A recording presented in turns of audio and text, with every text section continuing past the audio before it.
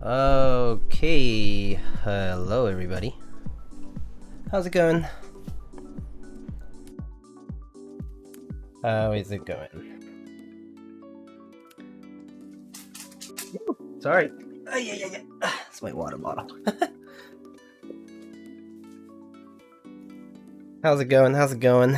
Big chillin', how you doing? I'm doing alright. Had a good weekend. Orange Osh, hello. I think the Brutal was the longest I ever held on to the board. Huh, nice. Let's see who is here.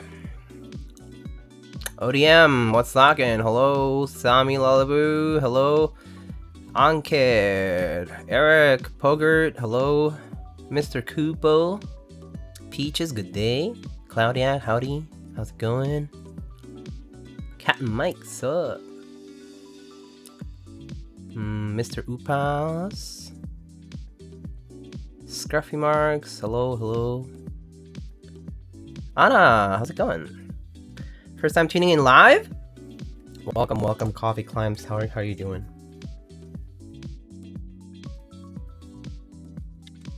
Same? Who is this? Oh, okay, buddy.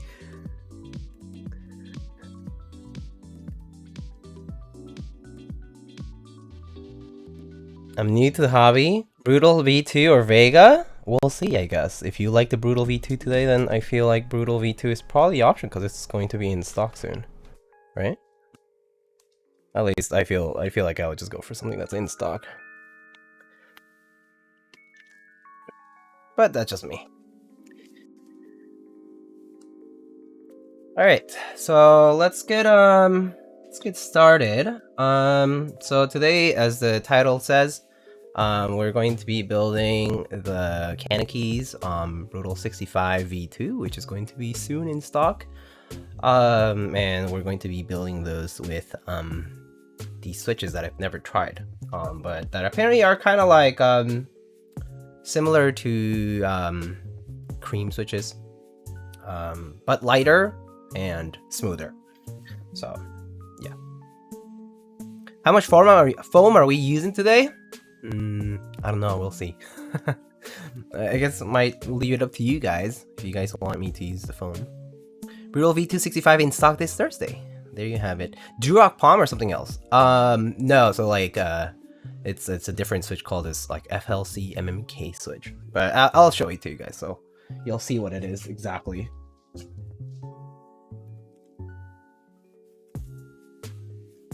I scored an Iron 165 recently. Is that still a dub? Well, you clearly are saying, Jerry, that you scored. So yeah, that's a dub. And yeah, you should build it. I think you should try it out. And, you know, kind of figure out what it is that you like about it. And if you don't, then what it is that you don't. Mostly just, you know, figuring out like your preferences. Alex, Reborn, Sirajiman, hello, hello. How's it going? Alright, so got a few things to show. So here's first of all our keyboard. I'll put it aside for a second. We have our switches, which I just happened to open up because I just wanted to see what one of the switches looked like. But they are these really cool mint colored stem switches. They have this box style kind of stem. Stem. And they are of palm housing. They're pretty cute.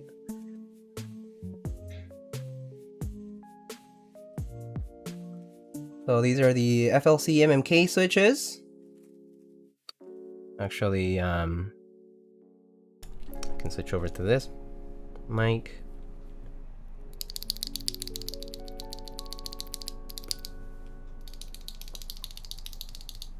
But they feel and sound pretty good actually. I actually can open one up and show you guys that they're factory lubed. Like it's to the point where I tried like lubing a switch and found like no difference. So I was like, I'm just gonna use these like the way they are. Are they stock? Yeah, they are. We got a few other things. We have the Terrazzo stone screw tray, which is a new product on CannonKeys right now. It's in stock. We'll check it out. And here we have two new things. Here we have the CannonKeys Keycap trays, which we'll try it out and just like kind of like show you what it looks like. And the NicePBT Vasilisa set by Andrew Mash. So let's start with one by one, right? So let's first start maybe by talking about the switches for today. So these are called the FLCMMK switches. And so let me see here. Get a switch opener here. Maybe I'll just use this tray. And so, okay. So first of all, right, we have, I opened the switch up, and I'm just gonna try to grab onto the stem here. Oh, it's kind of coming off with the spring. Okay, well, all right, let's start with the spring. Spring, first of all, appears like there's some lube on there. So there's like grease on there. Pretty much if I like touch it with my fingers, you can see the glistening of the grease. So it's very, very obviously lubed. Now, this switch is kind of hard to grab onto. Okay. The spring is like a double stage kind of spring. Or it's just, oh no, it's just a long ass spring. It's a very long spring, as you can see. Long spring. And then here is the stem. You can see the grease has been applied. There's factory lube on there, all over. Let me see, does the front legs have it? The front legs don't look like they have much, but the sides definitely do. Yeah, the sides and the bottom part definitely do.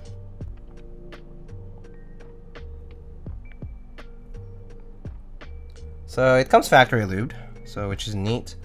And then if you take a look at the bottom housing as well, you can see that there is grease on the rails and the bottom part. And actually, oh, so that might be why there's no oil on the or grease on the front of the stem, is because it has some on the leaf.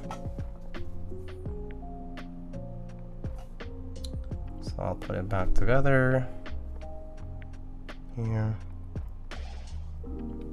And you know, since we opened it up, I'll just put it aside actually. But yeah.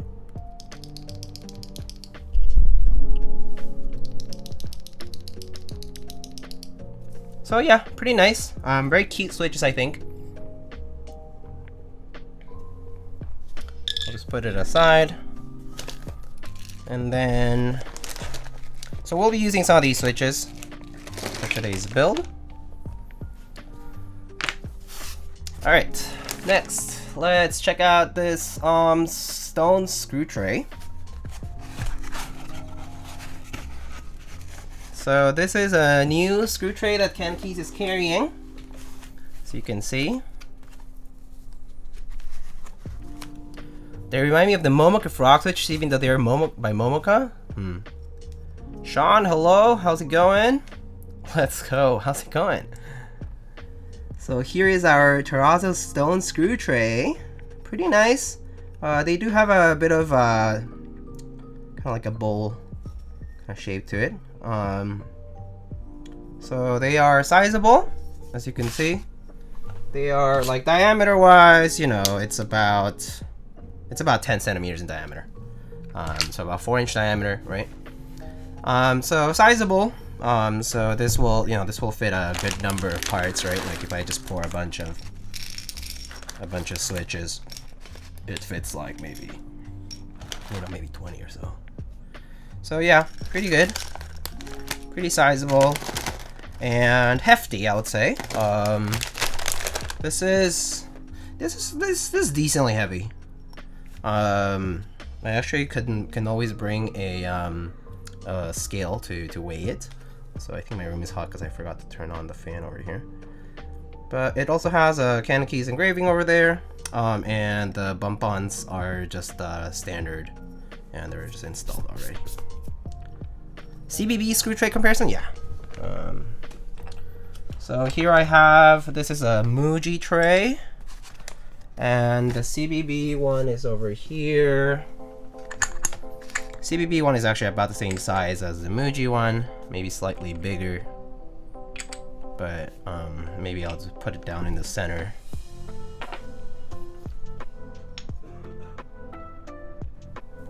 So that's the CBB.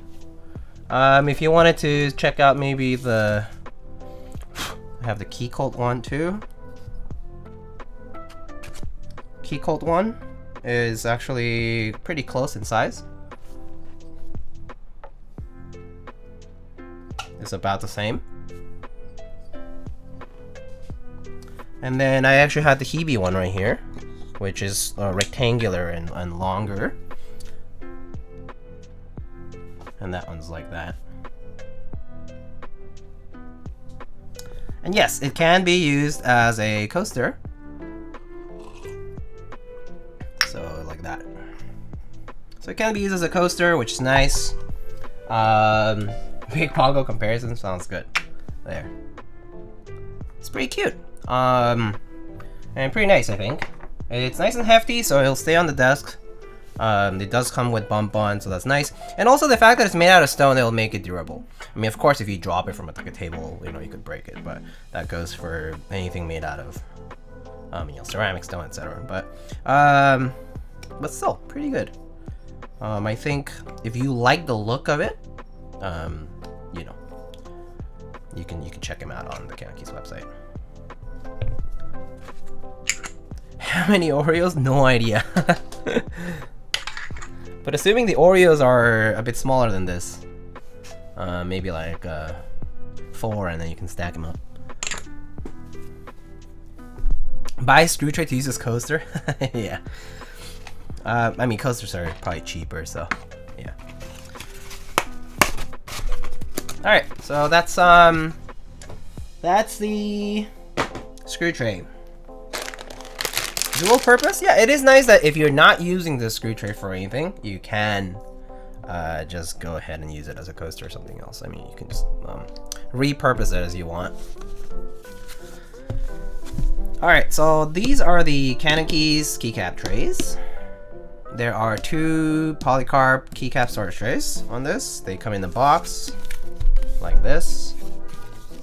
It says CannonKeys. There's the dimensions, magnetic closure, polycarbonate, stackable, and fits up to 129 1U units and 1 ISO enter, compatible with different profiles, basically. So I actually have not seen these before, so opening it up for the first time.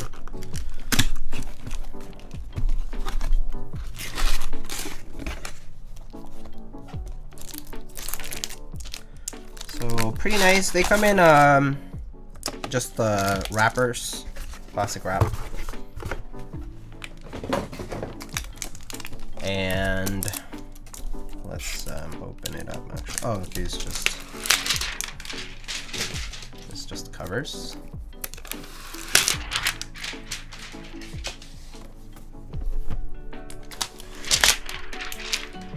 They just come right off. You gotta put it through the kick test. Oh my god, that would actually be so. Not would it just hurt me, but yeah, like the way it would break would be so messy. Yeah, that would suck. Just kind of like to take a close-up look. First of all, they stack, kind of similar vibe to the JTK trays when they just stack and kind of, you know, stay like locked into each other, which is pretty nice. Has the CannonKeys. Oh, it's hard to see, but there's a CannonKeys logo engraved on there. Basically right here, CannonKeys. Diego would break his foot. Yeah. Alright. So I'll open it up. Open it up. Has 2 magnets at the top, 2 magnets at the bottom, just to put them together. They're like the pillar style magnets. The hinges do have like a, you know, it has like the metallic rods to act as hinge. And then here's like plastic bound, but hinge action pretty good. Feels okay. It definitely feels though like it is a hinge like this, and it is polycarbonate plastic around here, so if you force it back too much, you definitely could break it. So make sure to just be aware that you shouldn't, you know, open up too much too quickly kind of thing, and accidentally, you know, go too far. But yeah, let's check out the layout of the box itself here.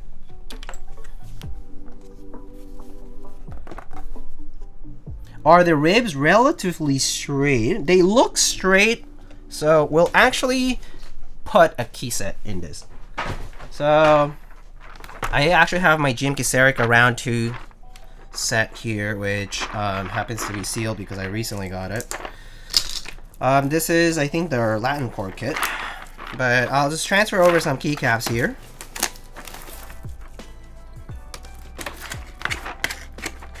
Unless you have 3 ISO keys. Oh, I see. Yeah. But I mean, this would definitely fit 1 base kit. I'm not sure if it would fit like a ton of child kits. It does, I mean, it does say it fits 129 1U, right?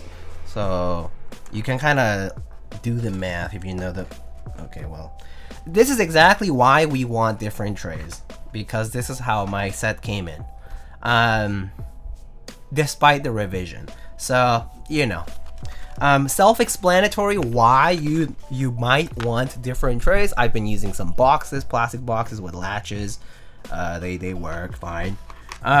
So let's see, they're not different in terms of layout, are they? No. Okay, so I guess I can just put them on here, right? So this fits 2. Okay, cool. I can just kind of fit them. They are fitting in pretty nicely.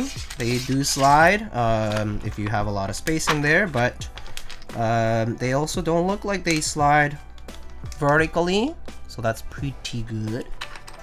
I know the JTK ones. So for example, I don't like JTK trays for one main reason is the latch part is really bad, and then the second is that this part is kind of bowed, like the ridges, like the ribs in between, and so it feels really tight on the keycaps. Like sometimes the keycaps kind of get stuck, and it honestly sucks. Yeah. My magnet wasn't stuck in mine when I got it. Had to super glue to keep it in place.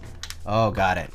Friction fit so you can push it back in place. Yeah. I mean, of course you can just, yeah, if you glue it, then it's a permanent solution to it. But, you know, you kind of get the idea here. So even like up to, what, 13 keys here, it fits. So basically this fits, let's just do the measurement, right? So this will fit, that's 13, 14, 15, 16, 17 keys per row. So 17 keys per row, pretty nice.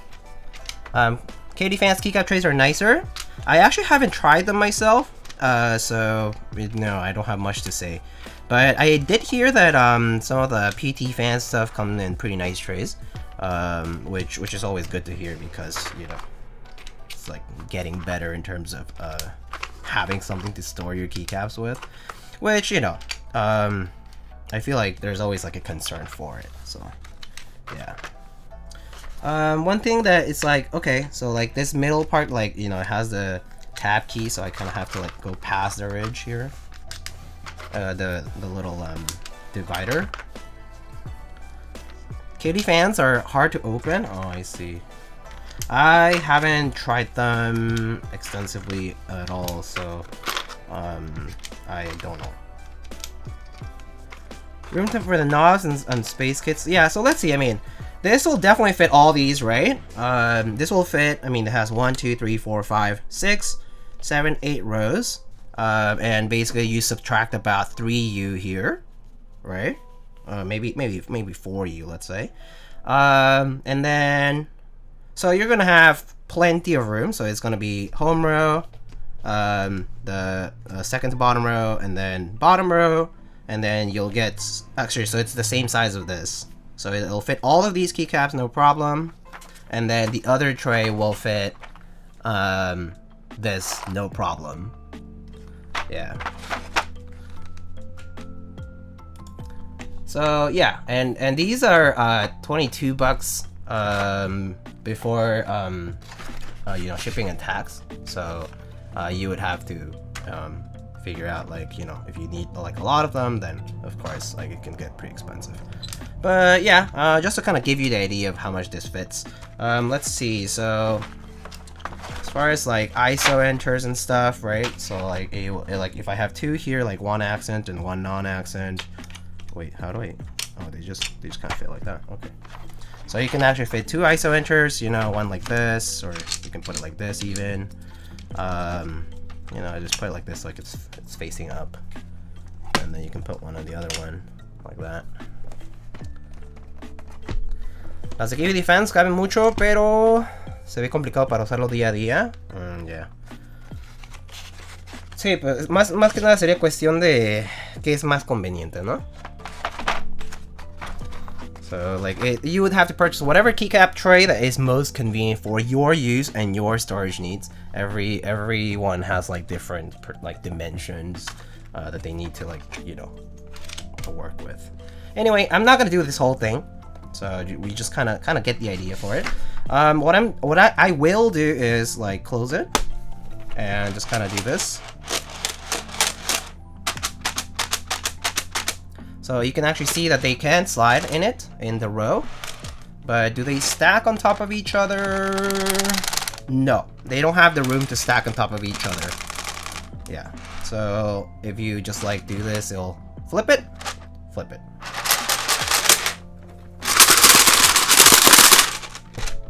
Nothing. So pretty good. That's not bad. I mean, if it were full, it would not be shaking as much. This is for cherry. I mean, DSA of course will fit, XDA will of course fit. I mean, the box does say that it will also fit. It will also fit CXA, OEM, and CAT. At least named profiles that do fit. So SA probably won't fit. Yeah. It definitely isn't the height of SA, because if you look closely here, let me see if I can. How do I do this without having all the keycaps kind of fall off? Actually, well, I guess I can just close it. But you know, the height is kind of like there, right? So SA would definitely be too tall. So, you know, it will fit like R1 cherry with a little bit of room, which is basically going to fit OEM pretty perfectly because its OEM stands a little taller. But cherry will work out pretty well for your needs. Yeah. SA R3 fits. So if you have uniform SA sets, those will work. Yeah. Si muevo mi GMK para una pulgada, ya se movieron todos. Yeah. All right. So that's 1 year, my man 3. Oh, Mr. Gioran, thank you so much for the 12 months of being a sub. Thank you so much, my man. Thank you. All right, so that's just kind of to show you what this is like. You can definitely fit cherry, including R0, which is basically OEM height. CXA, CAD, DSA, SA, R3 uniform. So there you have it. So yeah, SA and like the taller spherical profiles likely won't fit, like MT3 and so on. How big is the tray compared to a 60%? Sure, okay. I mean, basically it's going to fit all of these rows. But yeah, this is 60% right here. Oh. There it is. There's 60%. So it's 60% plus 3 rows. Yeah. 60% plus 3 rows, essentially. Right. So that's the idea for that one. So yeah, like tray wise, like it will save space compared to your GMK tray. GMK trays like that, noticeably bigger, probably like 1.3 times of this size. So yeah. Hello, Mr. Streamer John. How are you? How's it going? All right, so let's put this one aside now. And let's show you guys the NicePBT Vasilisa set. So let's actually look at the box here for a second. Has a nice dark green cover. Front is like this lighter blue. And so here it says, the Firebird is a harbinger of a journey to come, and its light can lead to a hero to glory or doom. Baba Yaga haunts the forest. If you encounter her, she may offer you aid and end up devouring you whole instead. A feminine spirit, the Kikimora's domain is the home. If you hear rustling in the fireplace or creaking under your bed, it may be a sign of her mischief making, etc., etc. So let's take a look. Is it just me, or SA kinda dead? SA kinda dead, in at least the sense that you don't see a lot of group buys for them. There was a time when we would see like several group buys at a time, or relatively frequently in the year. I would say nowadays it's a little more rare, yeah.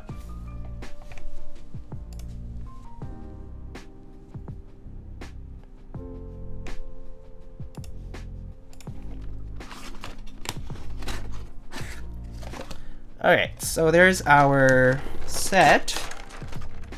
Ooh, these trays are a little different.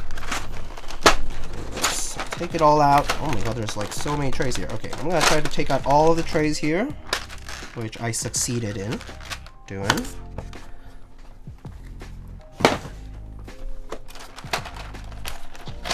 New NicePBT trays. Yes, that's the first thing I'm noticing. I was like, wait, why is it not completely clear? It's not. It's not clear. Okay, so now I open up this tray, and it has a latch, so that's nice. They do latch onto the bottom tray, right?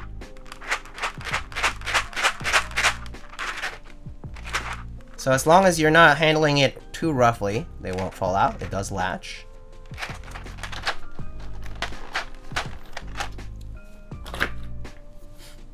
And the first tray here, as you can see, fits kind of like a 70%. So it's going to be all the way up to F13 with the escape, and then this standard bottom row here. These trays are nice, yeah. But the colors look really good. So it is a gradient set. Don't see much for gradient sets out there, right? So we go from this dark green, reverse dye sub, and we go to this blue, yellow, red, and then it's really more of a white than a light blue. I would say the color might be skewed by the camera, but it is a white, and it's not a light blue, I think. So yeah, it's a white. And it has black and red legends in this case. But the contrast of the set is really good, as I can see it. And the, let me see, alignment looks pretty good. I could probably nitpick. Like, for example, this F13's vertical alignment is slightly different from this F12 next to it. But the rest looks decently consistent. Like, the alphas look pretty good. And the, like, the thickness of the font and whatnot looks pretty good. I could nitpick. The reverse dye sub is definitely gonna be rougher. Like, for example, this V and B look a little off. But yeah. Alright, so that's the main part of the set. Really cold blue seems like? Yeah, it's definitely a very pure white. I mean, yeah, it definitely is bordering on a cold white that looks bluer, kind of like, you know, GMK bleach kind of type. It definitely is a very cold white, yeah. Oh, here are the novelties. Or no, it's PBT. Yes, this is PBT. This is reverse die sub and die sub. So there is compatibility. There is more gradients for the FRO2. Some novelties here. There's a little house novelty. There's a numpad here. There is some international kit stuff. We do have some R4s here, and as well as these little froggies. If one drunk man is here, here are some Froge novelties. One frog man. But very cute. It does have support for some 40% as well. So yeah, and it does have some alternative keys as well for like the tilde and whatnot. So it does offer some extra options here. Third tray has a keycap puller, space bars in the modifier color of the left side, which is a dark green. We have our 7U here. We also have more novelties here for the bottom row. We have some 1.5U novelties. And come on, focus, focus. 3 trays is actually 4 trays. And then, you know, the novelties look really damn crisp. Sorry, I'm shaking. I'm like shaking, sorry. But yeah, so I'm like shaking a lot. I'm shaking a lot doing this. Okay. You can kind of get the idea, but it's pretty nice. The ISO enter is sick. Okay. Come on, focus. Alright, just do that. The ISO enter looks pretty cool. It's kind of like a phoenix. Is the adrenaline from being stalked by a tiger? Yeah, perchance. And then there's obviously some alternative options here for layouts. So that's 3 trays so far. And then there's the 4th tray over here. And the 4th tray has extra spacebar options, which are in the alphas of the other side. And then we have some accent arrow keys here, or actually no, they're the standard arrow keys, I think. Yes, they are the standard arrow keys. We have some extra novelties on the other color, alternative color, and some alternative options basically. So pretty nice. The ISO enter is one of those novelties that makes you want to ISO board just to use it. Yeah. Yeah, for sure. Oh, the second tray, right. Second tray. Oh, yeah, the white ones right here. So yeah, there you have it. So you have plenty of options for colors. You can mix and match. We could try it today, actually. And yeah.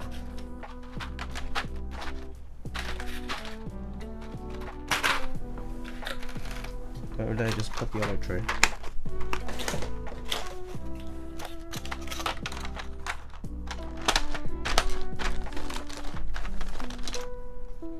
How much is this set? I actually don't know. I think Anna and Upas probably have exact info on that. On what the planned retail price is going to be.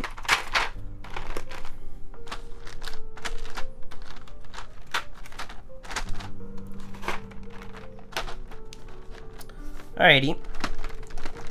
Not on sale yet? Okay. Do we have like an estimate? I mean, how much are the other NicePBT sets, right? Like, I would say that would be your basis for comparison. So $85. That's really good.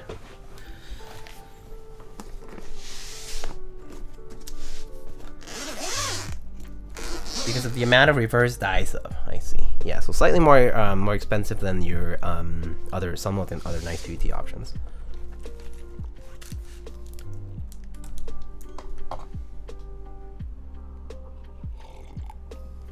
Thank you for the hydrate. And here we have an aluminum plate for the Brutal 65. Let's see, here we have our bump-ons, daughter board, gaskets, hot swap PCB standoffs, I think, or actually no, you need these standoffs, right? They're not for the hot swap PCB, never mind. No, they're not. Oh no, you do need these standoffs to mount it, I think. Yeah. Oops, sorry. Yeah. We have DBs inside, installed upside down. Yeah, okay. We have some foam. So we do have two options for foam. Gaskets won't go in the bottom plate, only. Okay. So we do have plate foam and 2 layers of case foam. So we do have case foam, and plate foam. Infatuation with birds, call me Animal Planet. Hello, Mr. Megaforce. How's it going? Alright, we have options for foam. Set it aside.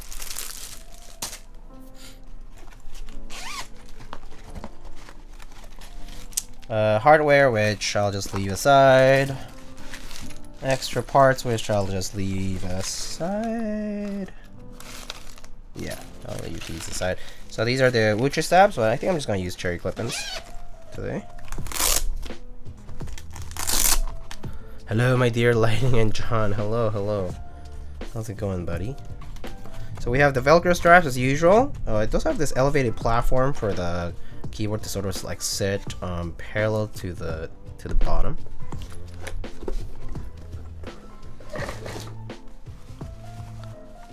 All right. Does this mean the Savage 65 is dead? I mean, so this is the revision of that board basically. I believe Upas posted earlier in the chat why they decided to name it Brutal. It's in the very beginning. Let me see. We decided to name the whole series Brutal V2 and just stick with Brutal V2 for all the layouts so it's easier to keep track of.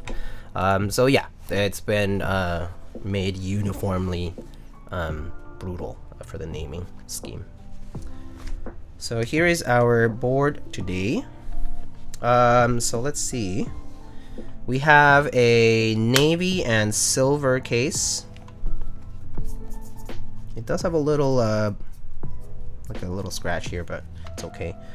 It does have 2 pieces for weight. It is internal, so I assume the finish on this is like this just because it's going to be internal. And then it does use the seamless, like the internal type of fastening here. So it has 4 screws at the top, 4 screws at the bottom. Daughterboard cable goes here, and of course you see the AO3 logo because AO3 redesigned or designed this board to bring a fresh design to the Brutalist keyboard series. So you can give all the credit to Mr. AIO3 on that. All right, so let's take it apart.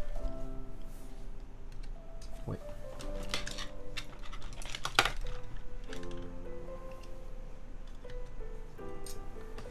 Oh, it's Torx. Yes, Torx.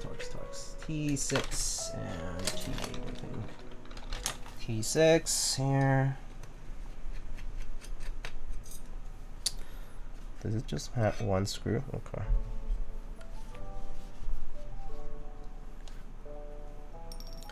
Alright, so there's our bottom piece.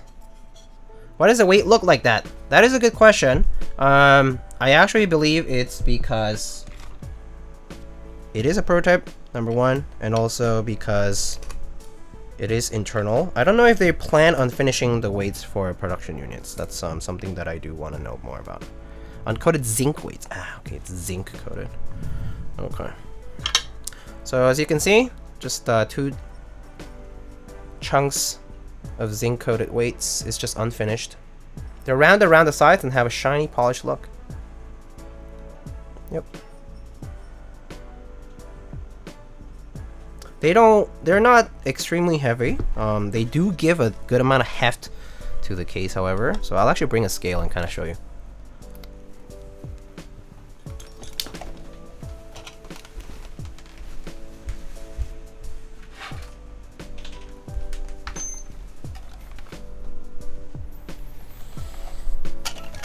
And let me also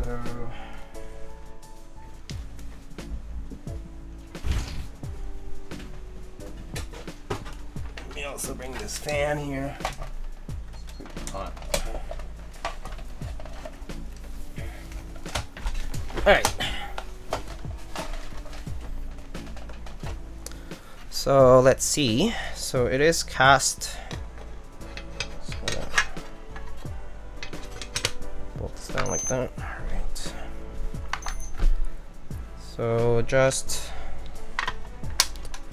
So let's just weigh the case alone. I'll just put this back in and I'll zero it out.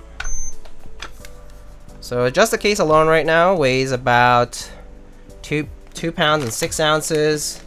You know, I'll just like add the PCB on top of it, you know, the plate on top of it, and if I had some other switches, probably, you know, a little over 3 pounds.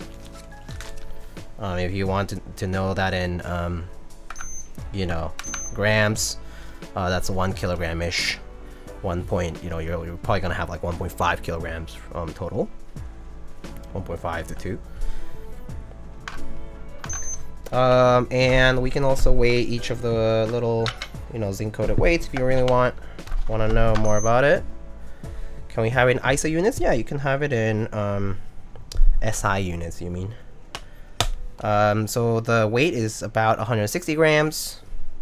So there you have it. So this is about 160 grams. So you have a total net of like 320 or so extra that you're adding by putting these bolted weights. Ish, just to kind of give you a rough idea.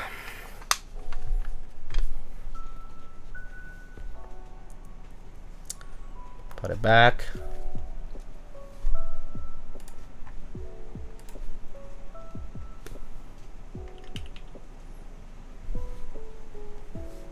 All right.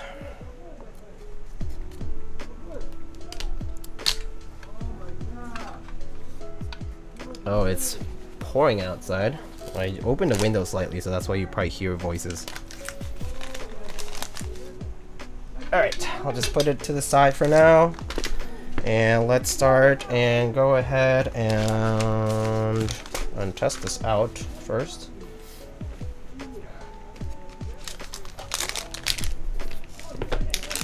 Actually, let me close that window. Kind of loud.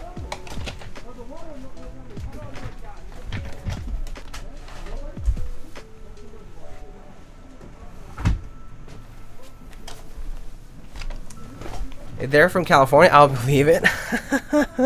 Yeah, it is raining right now here. I think it's supposed to be raining all day tomorrow too. Heated argument? No, I think they were caught unguarded by the rain. So I think they're just like, oh my god, about to get soaked, you know, because it started pouring. Yeah, I'm used to hearing voices. Nothing new. Gee. Okay, so we have a solderable PCB today, and as you can see, it says Brittle V265, A03 and CannonKeys logo. We have a middle flex slot here in between the home row and the ZXC, this bottom row part. And yeah, it has support for LEDs at the caps lock. But that is, and then the rest doesn't have LED support. So LED only at the caps lock, so LED indicator. And as you can see, it supports ISO, split backspace, split left shift, of course, for ISO, 6.25 and 70 bottom row options with the blocker, right? So yeah. And you don't get the option to do like a full right shift. All right, so next, let's open this up. Oh, you see a lot of these, some of these screws are for the case too. We'll see. All right, daughterboard cable, bump-ons, daughterboard screws here.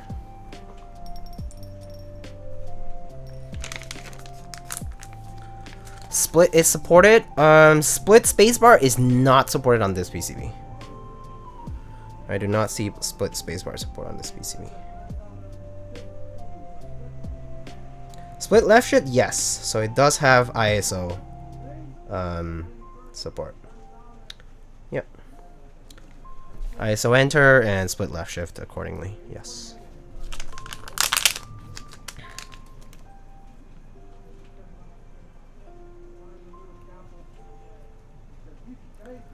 When are you building the JMV to ME? I will be building it most likely after the raffle. So the raffle is happening tomorrow on the 26th. And pretty much the shipment, like, yeah, so the shipment isn't here, it wasn't here on time, and so it likely will be happening after the raffle. So if the raffle is happening tomorrow, yeah, it won't be happening before then, unfortunately. Yeah.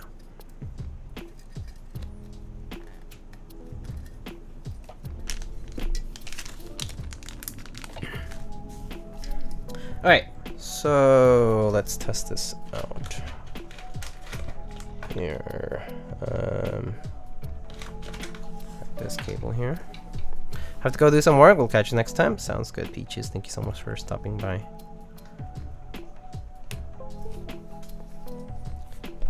You're getting sent a proto? Yes, I am. All right, let's open up VIA here.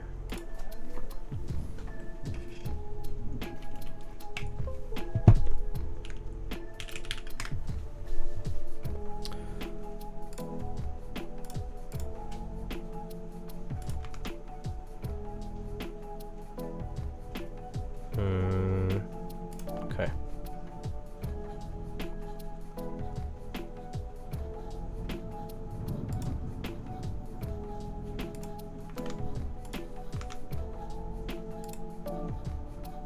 Alright, there it is, via web.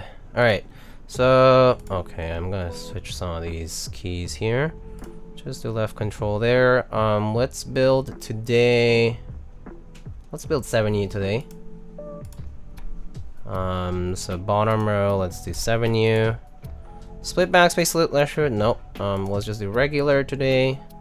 And the rest looks good, honestly. I guess I'll put the layer key over here. Okay. Let's go to key tester, test matrix, and test it out. Why not do ISO so you can use that dope ISO enter? You guys want me to do ISO actually? I could build ISO. Saves me the stabilizer from the left shift, and I can put and yeah, that's about it. Yes? We could do ISO. Actually. Why not? Yeah? Alright, sounds good. We'll do ISO today. This will be my first ISO build in a long time. I've built ISO before, but it's been a long time. Alright, so left shift, that's fine. Well, I'll worry about these keys later. It's not quite configured like perfectly, but it's okay. I just need to know that they're functioning. So yeah, let's try ISO. Why not? Let's see. Where's my tweezers? Oh, right here. With the bird key? Yeah. Yeah, why not? Why not? We don't get to do that often. I mean, and by often I really mean never. So it will be kind of unique to do that. Oh, actually, I need to test this guy here. Yep.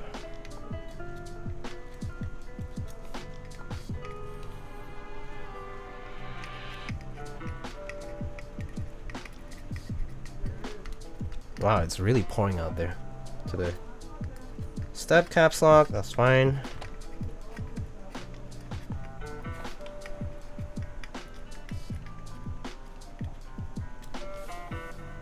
Oh, I missed one over here.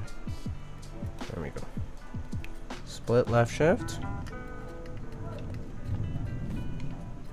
Storm? Yeah, it is raining a lot out there right now. Perhaps more so unheard of in California. Although I don't know if it's been raining a lot over there. But I know a lot of my friends who are always like, oh, I wish it would rain more. Because of the drought and whatnot, forest fires and whatnot too. I need to get an ISO macro pad for the novelties. Any suggestions? Ooh, ISO macro pad. I mean, there's the ISO that IS0 basically that Illuminati Keyboards, Mr. Black Simon ran pretty limited a long time ago, and I think there was another one. I'm pretty sure I remember seeing something else that supported ISO that was basically like a macro pad. I just don't remember the name.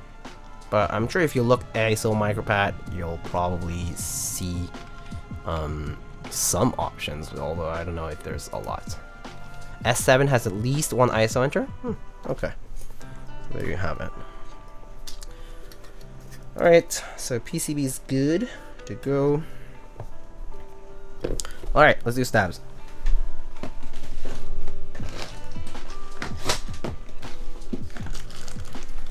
Let me grab some clip-ins over here. And my big bag of clip-ins are right here.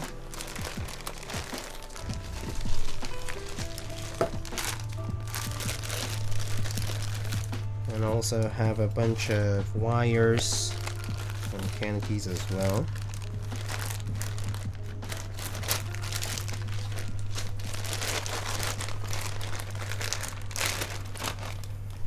Kind of want the Rama macro pad. Let's see. I see.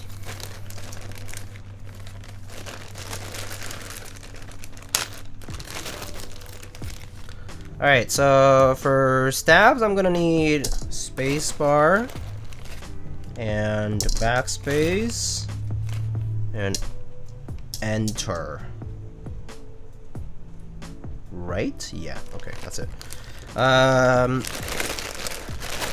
It's been a long while. Okay, so and then so enough for those 2, 4, 6. And then let's just double check the size of these wires here. Let's see, we have 2U, 2U, and this is 625, right? Yeah, this is 625, so this won't work.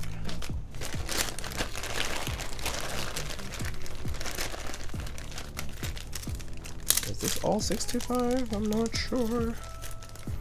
Is this all 625? Oh, these are, I think these are 6Us or something. I do have 7U wires over here. They're differently colored though. You know, maybe let's just match the color of the wires. I do have a bunch of wires here. Isn't the Jane raffle in an hour? 926 to SGT is the 25th in California. Yeah, so it's going to be pretty soon. But again, as I said earlier, I will not be building the JNV to ME before then. It's not possible for me to do that. So yeah, maybe let's match the wires, you know. I don't like this mismatch. We'll just use these wires later for some other time. We'll just use standard clip-in wires that I have.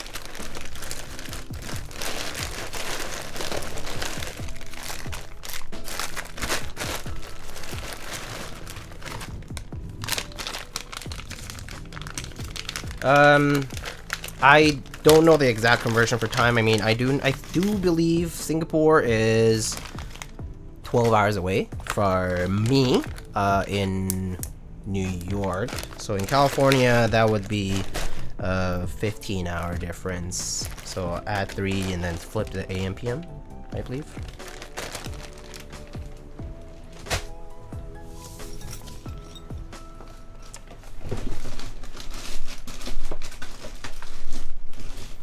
Well, best part with ISO is 1 less wire to balance. Yeah, I guess you could say that. All right, cool.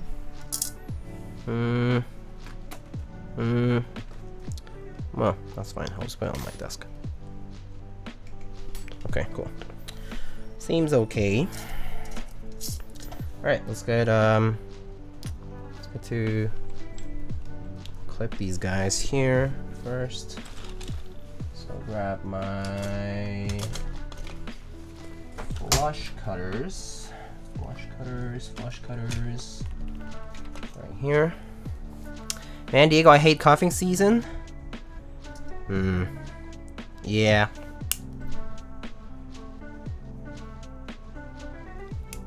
Homecoming is coming soon. Trying to get a date. I see.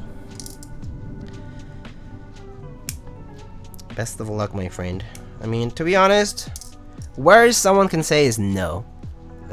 So my approach to it is, you know, give it a shot with, you know, just give it a shot. Just try. Worst someone can say is no. It is a struggle, I guess, back then when I was concerned about homecoming.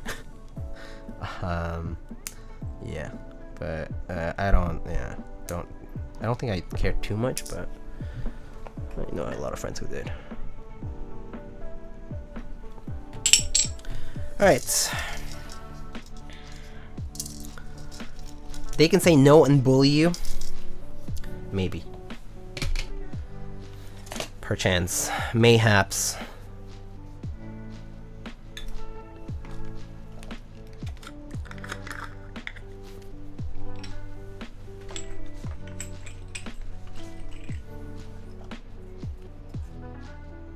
I have W friends. Happened to one of my friends. He tried to slide into DMs with some shitty pickup lines. She posted all over her private story. Oof. I'm sorry. It is bound to happen that someone's gonna talk privately, but I mean, hopefully it's not nothing malicious. But that said, kids, I don't know. They always have a motive, and sometimes it's just not nice. I don't miss that time of my life. His name was also Diego? No way. No way. That is a cap. You're capping. That can't be for real, all facts, no printer.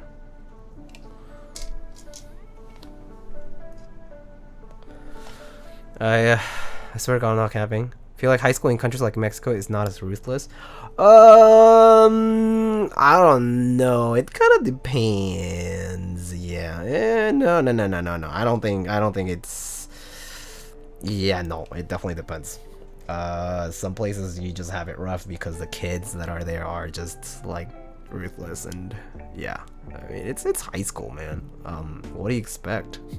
It's a bunch of teenagers. What do you expect? That said, I think high school though, yeah, maybe it's more of like I would say like a middle school thing to kind of do that a lot in like Latin America. I would feel when people are like, oh yeah, my first date or whatever. But yeah, I kind of feel like it could be a bit different depending on the age. Teenagers are mean AF. Facts. Kids are ruthless no matter where you go. Yeah, kids are kids. Kids be kids. That's just the reality. Like, I feel like they're going to be mean somewhere and everywhere, but yeah, I mean, cultural things do affect that a little bit, but probably not by much. Facts, no printer. Cookie girls, hello. It's so rare to see you on Twitch. What? Yeah, wow, what are you doing on Twitch? Oh, this is that's an appearance.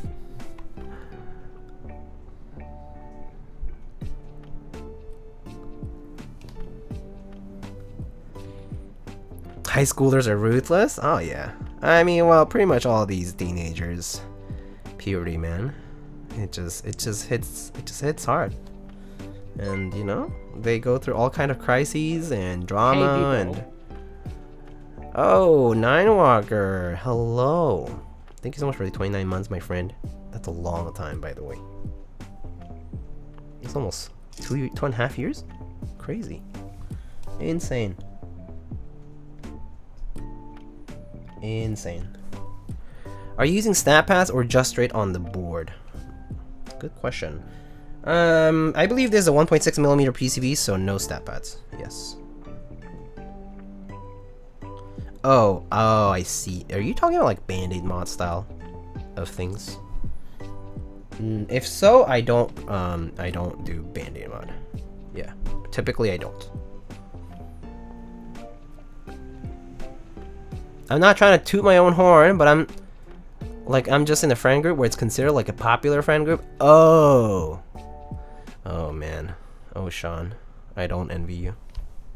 I do not envy you. I'm sorry. High school and being in that group can be a rough life, man. There's a whole expectation behind it. I don't know. Not for me.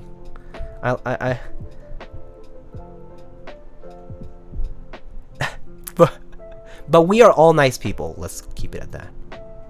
Right? You are nice people, right? Dampeners? Yeah, I see. Yes. If so, no, I do not use dampeners / stat pad / Band-Aid.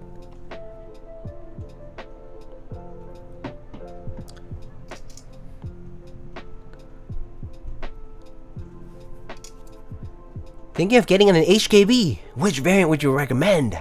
Ah, wonderful question. My favorite kind of question to receive in chat is people asking to try Topre. Which one should I get? Let's talk on, brothers and sisters. All right. I think there's basically two different kinds. I would say there's the classic, which is going to be the wired version, and then there's the hybrid, which is going to be the Bluetooth capable version of the HKB. So you should pick one of those two first, and then there is two things that you can consider. Number one is going to be the color. There's a charcoal version, and there's like a white version, or like ivory version. That's like the standard one. And then of course there's some like other ones, like if you buy like used, like there's like some of the like old ones, like some have yellowed over time because of like sunlight exposure, and there's like white anniversary ones and whatnot. But for ones that you can just purchase in the store, there's ivory and charcoal. And then you also have to consider whether you want Type S or regular. You can still purchase regular. So Type S means just it has silencing rings, so it will be slightly quieter on the upstroke of the typing. Sunlight, what's that? Sunlight many billions of years ago. RIP 2020. No, it does not exist. Undefined. But anyhow, I do suggest picking basically based on that, Topper. So just pick first, do you need wired? Do you need wireless? Second, you pick color. And then finally, you pick silencing rings or not. Now, the thing is, you can get the regular version and still use silencing rings. You can purchase silencing rings from KDD fans. There's Desk Keys silencing rings as well. I think like the number 3 is like the one that's comparable to the Type S ones. And so you can silence your HKB on the non-silence one too, if you want to, once you start modding things. And so personally, I do enjoy the silenced experience myself, but for example, all my like all the HKBs that I've had have been the regular one, and if I needed silencing, I just added it myself.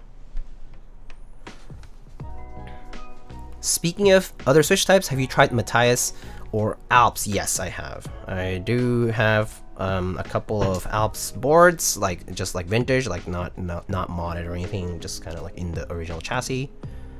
And I've also built like custom Alps builds, although Not too many, I would say. But yeah, I wouldn't call myself like a strong enthusiast in Alps, but I do enjoy them. I do think they are an enjoyable, especially, actually the linears can be enjoyable too, but it depends on the state that they're in, because they're a bit prone to like dust and whatnot, so. But yeah, I think the tactiles and the clickies are pretty unique in the Alps. Very fun.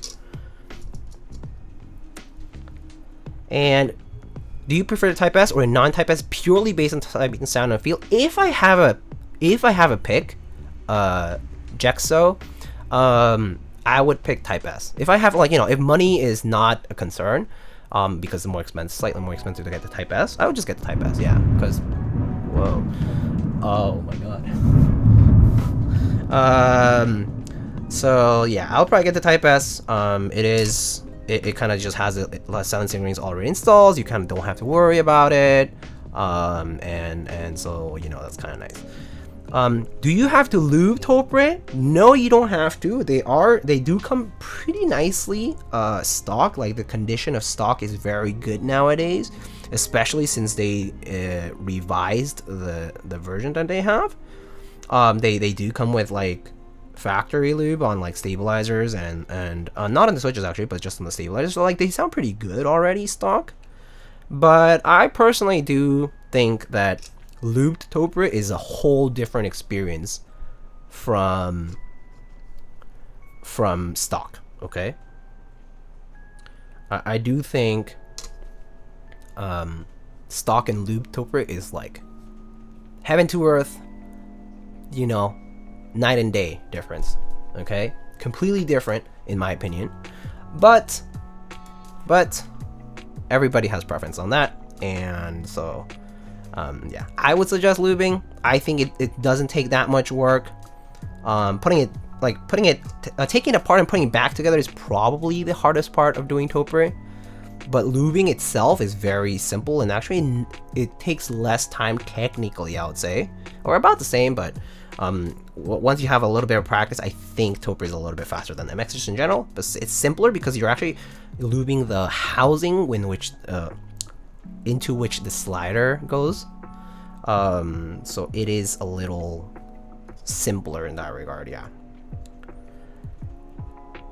the lubing process seems risky. I think it's only if, how could it be risky specifically? Like, can you like give me an example or why you think it's risky, so that I can like address like the concern that you might have?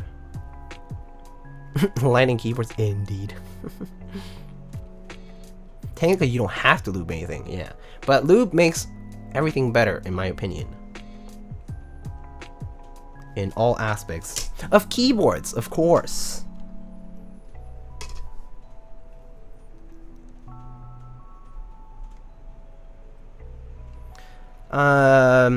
It's not any more risky than lubing MX switches. I believe so too.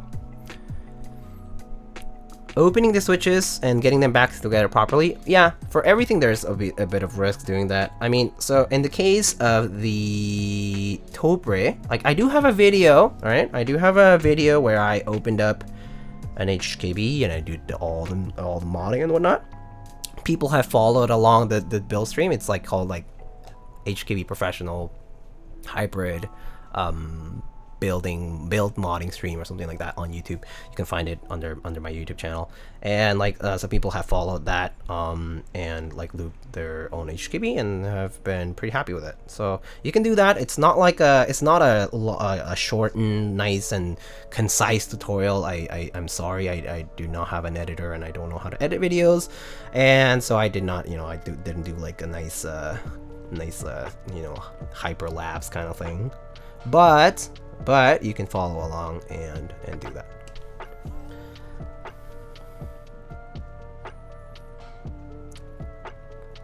Can confirm lube makes everything better. Lube can get everywhere.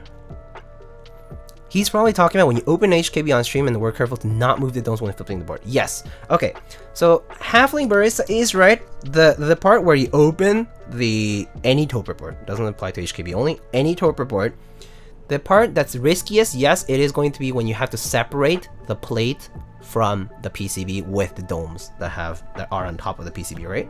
And ideally you want to not disturb the location and placement of the domes with the little coil springs that are under the domes. So yeah, that part is risky and takes a little bit of a care, just like being slow and steady.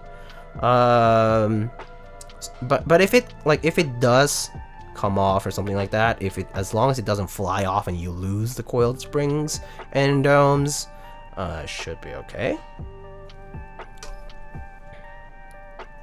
The first time is scary though. The first time is scary.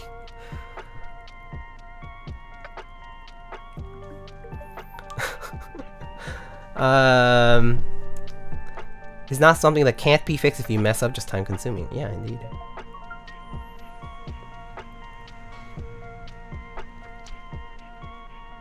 Not gonna lie, might just buy HQ from Mech Market. That's fine too. I mean, sometimes used can be a cheaper endeavor. So, if you've lubed MX, you can handle Topre. I would say absolutely, for sure, that Topre I think is totally doable. If you've tried lubing some MX switches, Topre is totally fine for you. Like you can do it. It's really not like this demon of a modding process. Got a nasty storm in New York. We certainly do have a pretty big storm right now. I mean, you can tell, right? It definitely is thundering outside. Surprised we aren't seeing too much here. Probably just a bit isolated here to the north for now. Maybe I'll move down a bit.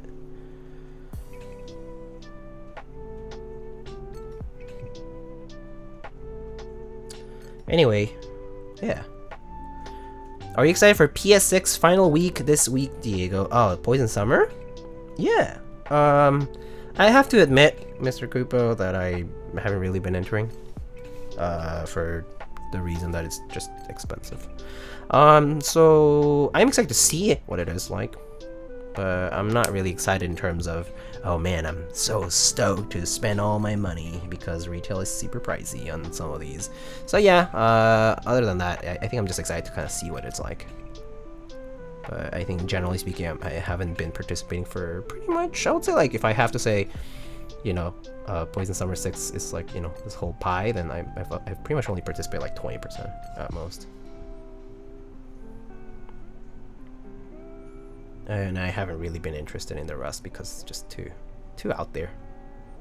I'll just enjoy from afar. The storm comes from New York City to Philly? Ah, okay.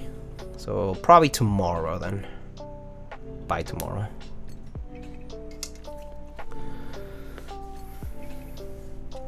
Me neither. It's my first one, so I guess I'm just more excited than usual. Oh man, the first Poison Summer I still remember, it was kind of crazy, man.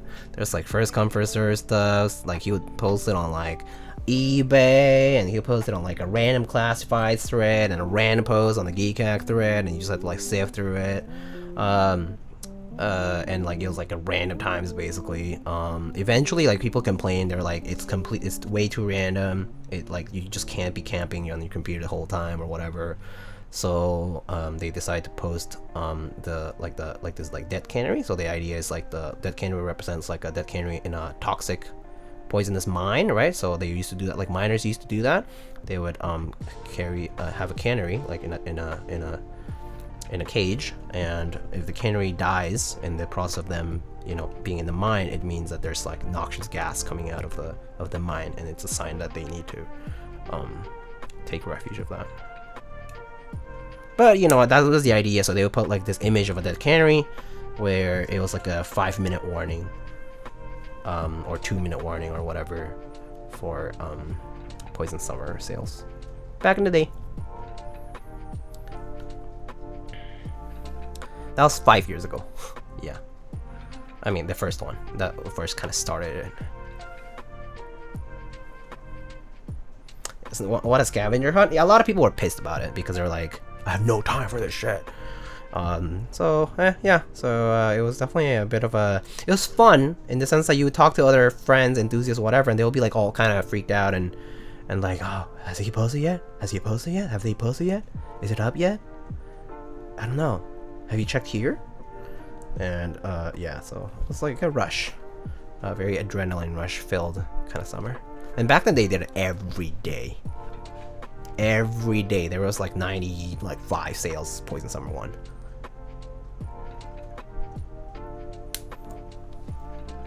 It was every single day of the summer.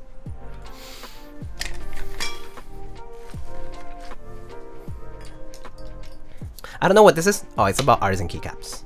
Don't worry too much about it if you're not into it. Actually, run while you can if you're into artisan keycaps. If you're not into artisan keycaps, that's perfect. Don't be in it. It's a very big expense, and I personally suggest get one that you like and finish. Just leave it there.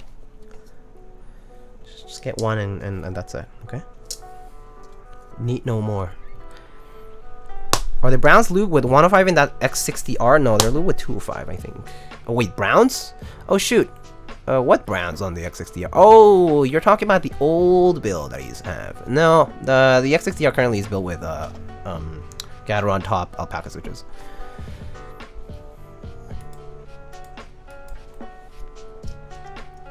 Not sure if Diego is saving people trying to improve his raffle odds. My raffle odds are always going to be about the same, statistically speaking. Don't really think it's gonna be much better. So I'm trying to tell people advice, forewarnings. It's like you can get into it if you appreciate art, if you appreciate handcrafted work, if you appreciate handmade stuff just in general. If you can appreciate that people put in, you know, hours of their time and effort to sculpt and resin cast and mold and whatever, right? All these things and make it, you know, like an art piece essentially. Even if you might think it's like pop art or whatever, it's like handcrafted work. If you have an appreciation for that, by all means, feel free to support the makers that you enjoy. But like I am just saying, like, it can be expensive, but you know, that's from experience. I've been into it for a long time, so yeah. One and done, that's what they'll say. Yeah, and it's super dangerous. It's a slippery slope. Al Kuma is a dope unit. I just want to get something else. Ooh. Wait, Sean, that happened, and then they just like kind of end there. All right, so I guess these are standoff portions, right? Like these are standoff holes. So I guess I guess the hotspot PCB does have the holes for the standoffs. So you can install standoffs onto the PCB, and you would just have the PCB at a regular height relative to the PCB. So that's why it's there. So in the case of solderable, you can ignore that. You don't need that. So you can just use switches. We doing ISO for novelty? Yes, we are. I find the GB price of Artisans okay bearable, but the resale price is sheesh. Yeah. No one is obligated to participate in the aftermarket, same as keyboards. Of course, like you're absolutely not obligated to participate in the aftermarket. Yeah, so it's one of those things that just can be difficult to digest because there are people with a lot of disposable income out there, and that's just what it is. All I see in the Koi page raffle Discord is a verified page. Is that normal? Yes, at the moment, I believe. If you're doing on ISO enter, at least do full ISO layout. Yeah, I am. I am doing full ISO. I'm doing left shift, split, full backspace. What are you even saying? I'm doing it. I'm gonna do step caps.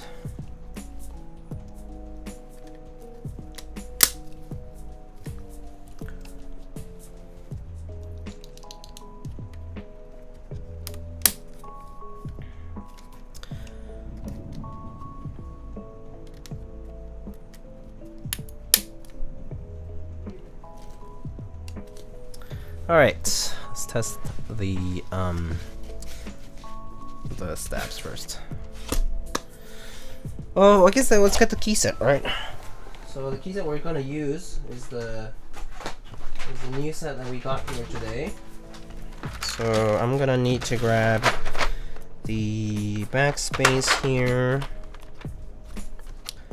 and we're gonna need our not here.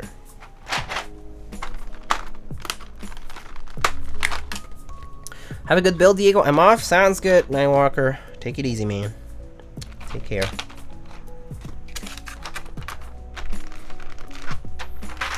Alright, let's do this.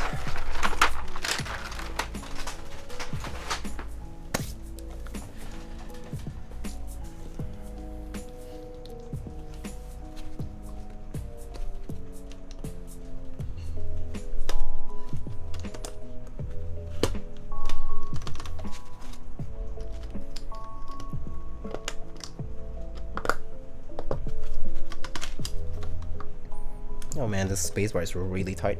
Oof. Oh, PBT spacebars kind of scare me, man.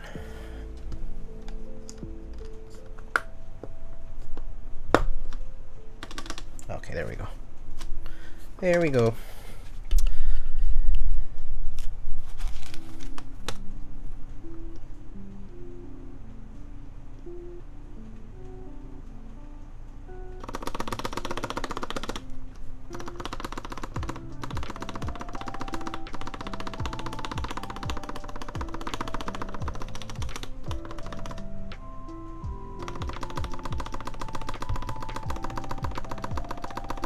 Oh, I forgot. Do you want to use a phone today? Shoot, I totally forgot about it. I am so used to not using phone that I forgot about the phone. Do we want phone? Play phone? No phone? Okay, no phone it is.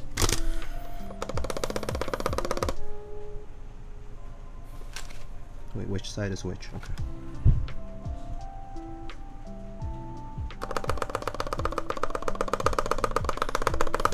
Man, that's gonna feel good. Bam! Hit the enter. And it is a 7U spacebar, per the person wondering. What are you gonna be for Halloween? A PBT space.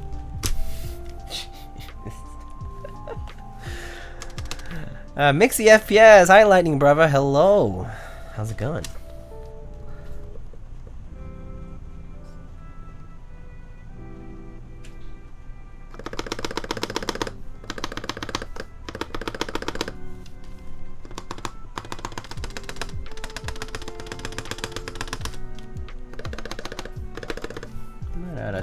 Tiny bit of lube on the left side here. A little bit of sound here.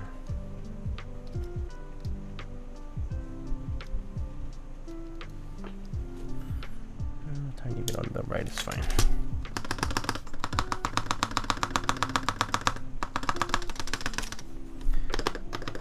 Alright. Seems like people are kind of torn on this, so let's just do a poll here. Play foam. Yay, nay. 1 minute. Vote. Just play foam first. We can talk about the case foam later.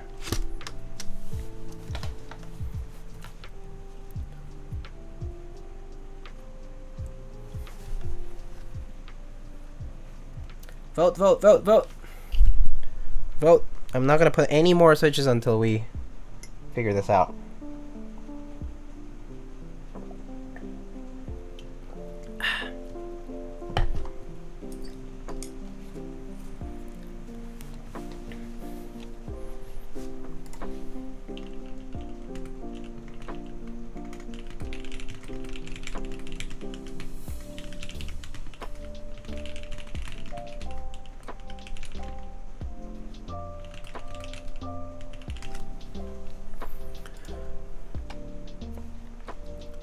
Alright, looks like Nay is winning here.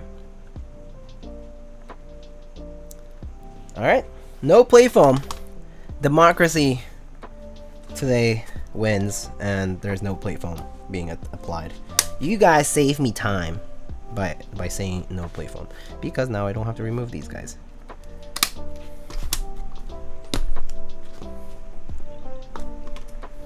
Was soaking my foot in Epsom salt and spilled all the water? Oh. Why would you do that? Yeah, that's my question too. Why would you do that? What are you doing?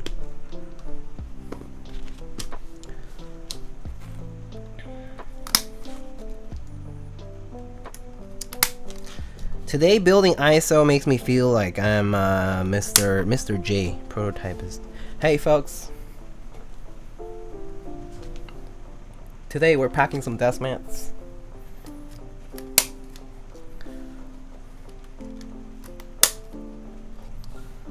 And look at my car. Got a new car. It's funny, I'm starting a 60 board. I was just gonna listen to music, but got notif. Huh. Well, sorry, it's zooms. Well, I'm glad you came around to hang out. So nice of you.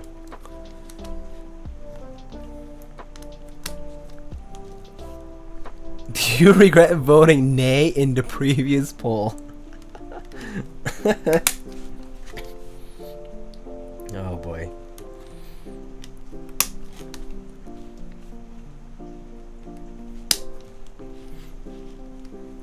Shout out to Jay? Yeah, shout out to Mr. J. Hope he's doing well. You know, he recently trimmed a bunch of his collection stuff, specifically like artisans and like other random stuff that he was like, oh, just have a lot.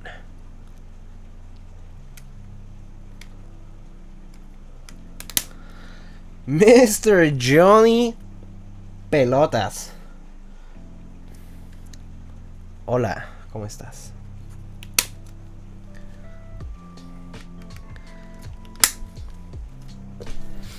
Who's all? What? Who's joining the raffle? What you talking about? JMV2? And me?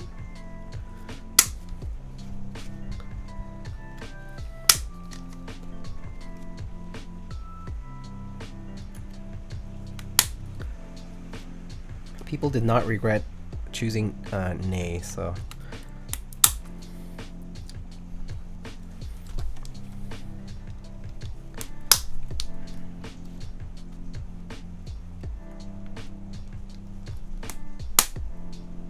Hit my cash app for me not to join.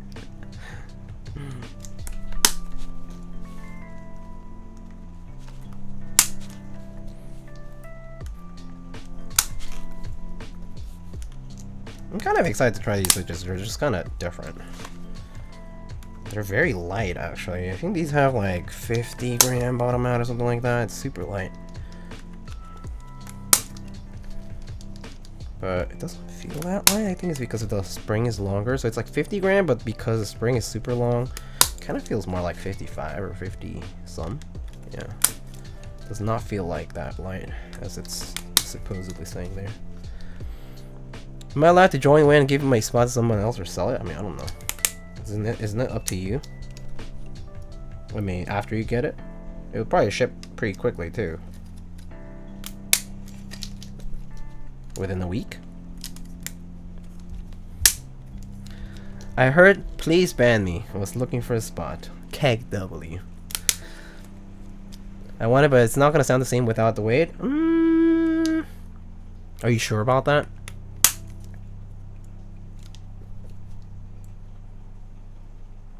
I mean, it won't sound identical, but would it sound bad? Just because of that? I don't know. It doesn't feel like that would be the case, because there's a lot of keyboards out there that don't have weights and still sound fine. Perfectly fine. Good. So yeah, I don't know. Mr. Reach, hello, how's it going? Is it storming on your side too, Mr. Reach? We're getting a storm over here.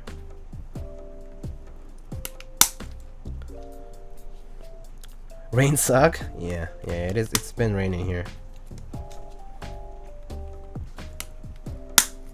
I don't know. Well, I kind of do appreciate the rain in the sense that it'll cool things off a little bit too. Hopefully, it'll just like cool things off for good.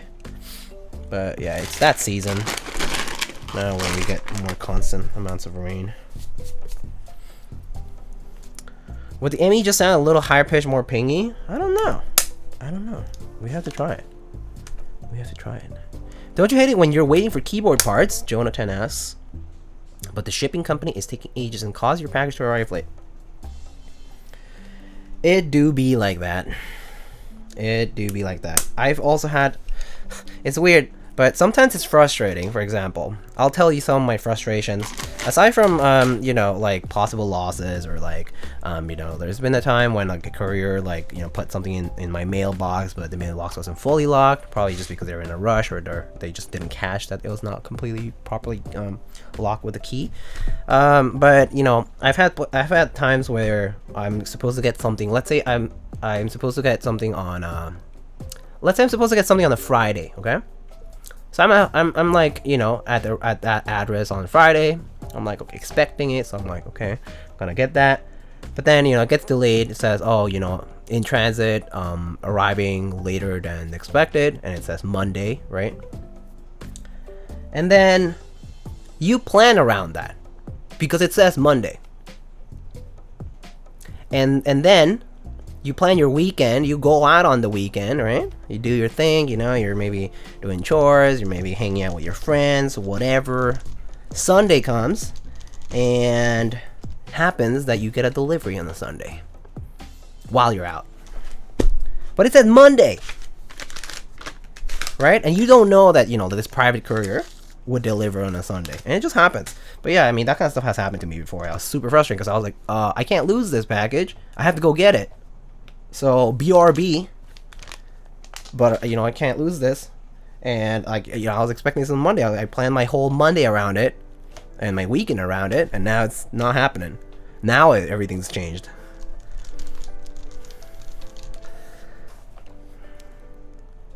When you get a Tiger Cam, Diego? It's been a long time, dude. It's been a long time. You haven't been here on the stream for a while, probably. Jura is not wrong. If I did have a PO box that I could just easily use like that, it would be nice, but that's not the case. So, all right, PCB has all the switches in, so let's get soldering. Yeah, random stuff. Yeah. I'm probably gonna figure out like an alternate shipping location for things when I don't want them coming in at a time that I don't need to. Never looked at any of the posts for the ME, but magnets are pretty swag. I do think it's a nice solution to also reduce the number of screws that you have to undo. I don't know. I think it's fine having magnets. Imagine going outside.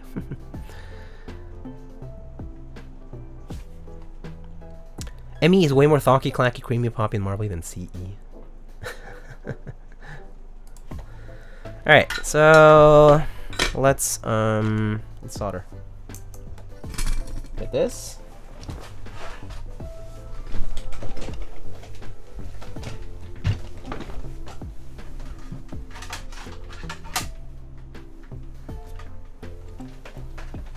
Get our fan here. Fumes. I'm actually gonna change over to the noise filter. This on.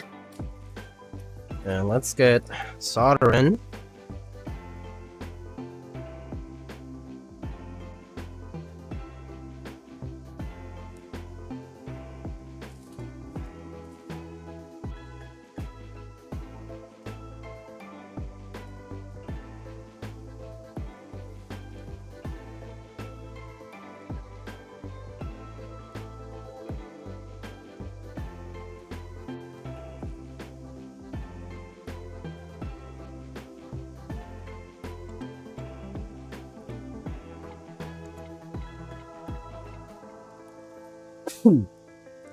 Excuse me. Oh, I still have a little bit of a cough. Kind of annoying, but it doesn't notice. Yeah, alright. Less you think you. Squeeze you. Yeah, Gesundheit. Okay. Canada has free PO boxes? Yeah, I know. You've been telling us about your free Canada PO box for a while. That is nice, to be honest. It would be so lovely if you know, we could have free PO box access. Unfortunately, PO boxes are rated by region, or actually no, they're rated by post office pretty much, and it gets pretty pricey in some places and not very pricey in some others. I know someone who says I can pay this amount and I can get it for a whole year, which amounts not to much, like not many dollars per month or whatever. And here I'm in, I'm in New York City, right? So the space is more limited. I'm like, oh, I can only get 3 months for the same price. So it basically costs 4 times as much to get a PO box in New York City than it might cost, somewhere else. So yeah. What do you think of the terraza screw trays? Pretty nice in my opinion. I think if you like the aesthetic of it, it's a solid screw tray. You can use it as a coaster if you want it. But it's 10 centimeters in diameter, pretty hefty in my opinion. I can weigh it actually after I'm done here doing the soldering. I can weigh it and see how much it weighs. Although I'm not sure if the product page has the weight as well, but maybe it doesn't. Free in America? Yeah, I don't know. Are the PO box in USPS offices or something? Yeah, so they're normally at the. So it depends. USPS has different kinds of locations. There's retail locations where they only work, Monday through Friday, or Monday through Saturday sometimes. They'll have like the clerks who do retail, and then there's also PO boxes inside of that post office. And sometimes like some of the bigger ones even have like larger sections of PO boxes there. And some PO boxes are offered, and you can just go to the counter and get like bigger boxes too, because they just receive them and keep them for you there. So those are some of the bigger locations. There's like retail with PO boxes, a lot of PO boxes in there. But there's also locations where it's just retail only and no PO boxes. And there's also locations that have retail and you can do like package pickup for like if you miss the delivery, you can pick it up at a certain post office, that kind of stuff. Like there's like a pickup window. I would say that and the only retail ones are more common like in New York City, where you can either just do retail like services, so like sending mail, or like getting a money order or something like that, and the other one which is like for package pickup and some PO boxes. So it's kind of tricky in a way. Like if you happen to live in a location that maybe only has one post office, and they happen to not have the space or the resources, then like you might be out of luck, and like PO boxes might end up being pretty far away from you, or like you have to like do a pretty long, like significant drive, let's say, or something, like to the next neighborhood or something like that. So yeah, I want to get the plate tray, but pretty pricey. Yeah, the plate tray, I think it definitely is a bit more niche.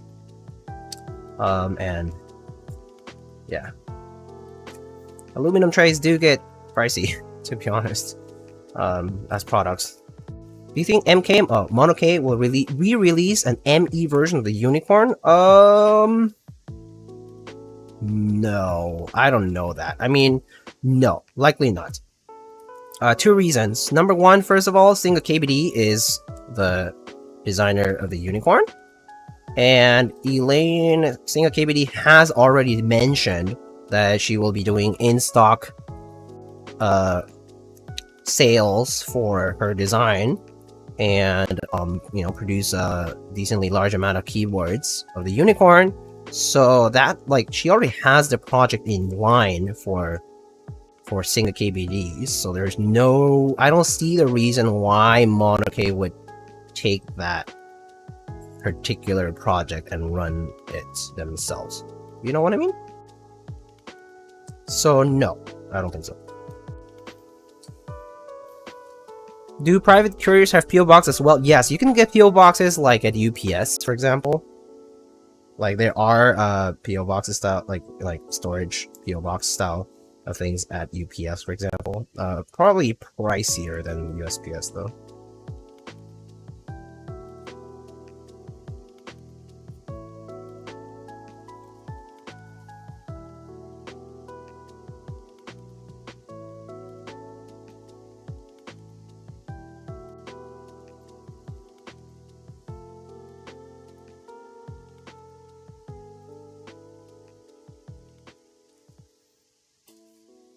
Makes sense? Yeah. I really think that Like, it's an educated guess, but I don't really think that would happen. Like, it wouldn't really make sense, you know? Given what's already been, like, disclosed. So, yeah.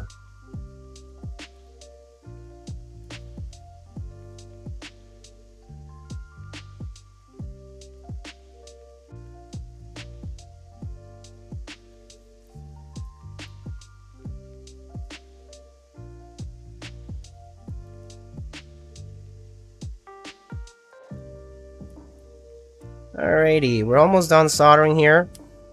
Just wanted to say, you know, thank you to CannonKeys for sending out this Brutal 65 and all these different products that they're featuring here. There's NicePBT set that's coming up soon, the Charles Screw tray, and the Keycap tray. I think it's really cool to see all these new kinds of products.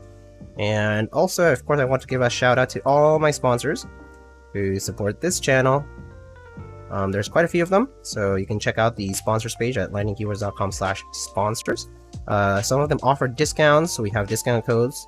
I believe we have discount codes for CVE Planet, we have discount codes for Agile Shop, and there's also some affiliates like Elboard and Espresso who offer discount codes as well. And of course, we have affiliate links where if you make a purchase at no cost to you, you can support the channel for any purchase that you make through those links. So yeah, check out the sponsors. But again, just wanted to say thank you because, you know, they're the ones who kind of make this happen. And, you know, send out cool things for us to try and look at. Yeah. I'm new to Lightning Lore. You live in New York, but do you grow up in a Spanish-speaking country? Saw a clip of you speaking very fluently. Yes, I grew up in I lived in Mexico for a long time. I was born there, actually. So yeah. So that's why I speak Spanish fluently. But yes, I do live in the States, and I am located in New York. Yeah, because I work here. All right. Looks pretty good. Just checking for any cold joints or anything like that. Looks good. Okay. Why are you in New York now? School? Different reasons. Right now, yeah, you could say like I'm in school. Although, well, technically my hours are pretty much just like regular work hours. Like it's not quite as not like a typical like classes and, you know. So it's really more like a full-time job kind of thing now. So yeah. Oops, did I clip it properly? There we go. Alright, configure authorized device. Brutal V2. Alright, let's just check all these guys here.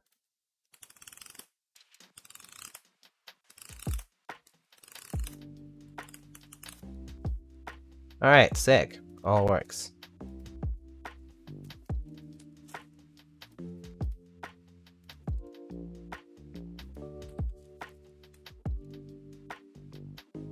Pico lore runs deep. Not that much, to be honest. All right, let's figure this out. So let's put this into the case now.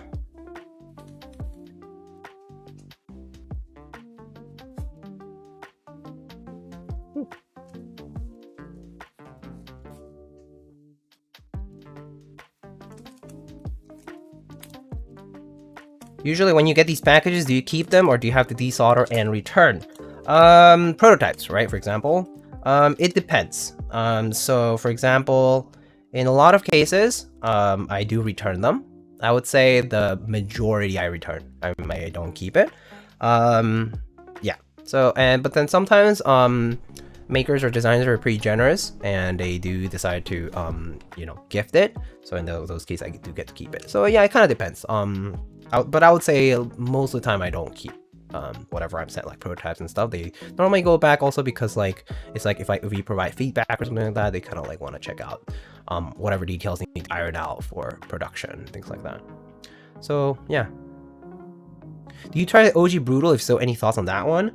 Yeah, I mean the OG Brutal is it's a sandwich mount, right? I mean like that has the O-ring like a burger mount, my bad, sandwich, burger mount, like top mount basically with little O-rings. That one, I think like the cases were a little bit also kind of like they're spacious, so some people didn't like that they're very roomy, so there was always the option to use like polyfill, which effectively fills the space without adding some of that like heavy amount of like dampening or kind of like muting that happens with like just pieces of foam. So yeah, but I think like the typing experience on them like are totally fine. I actually like do have a devastating TKL around, and it's pretty nice. Yeah. Alrighty, let's install some of these gaskets.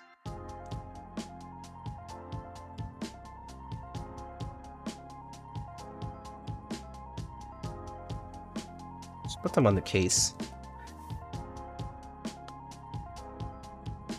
Thanks for helping out with diode issue. Oh, no worries. Yeah, I'm glad that that was nothing serious.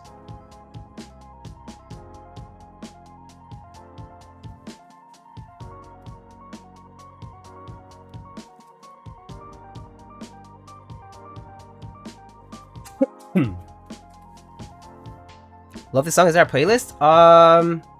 I just play from Game Chops. So this is like I believe they have a bunch of albums and stuff. You could probably find out on like Spotify as well. But yeah, just like look for like Game Chops and like go to their like discography or all their albums, and they have like some of like Final Fantasy. They have some like, you know, like Legend of Zelda. They have like Pokemon or like Persona, you know. So basically like remixes based on the games, and of course you know, they collab with like other producers and stuff. Pretty nice stuff. I do like game music, so yeah. But yeah, this is like the victory fanfare from like Final Fantasy, if you happen to recognize it.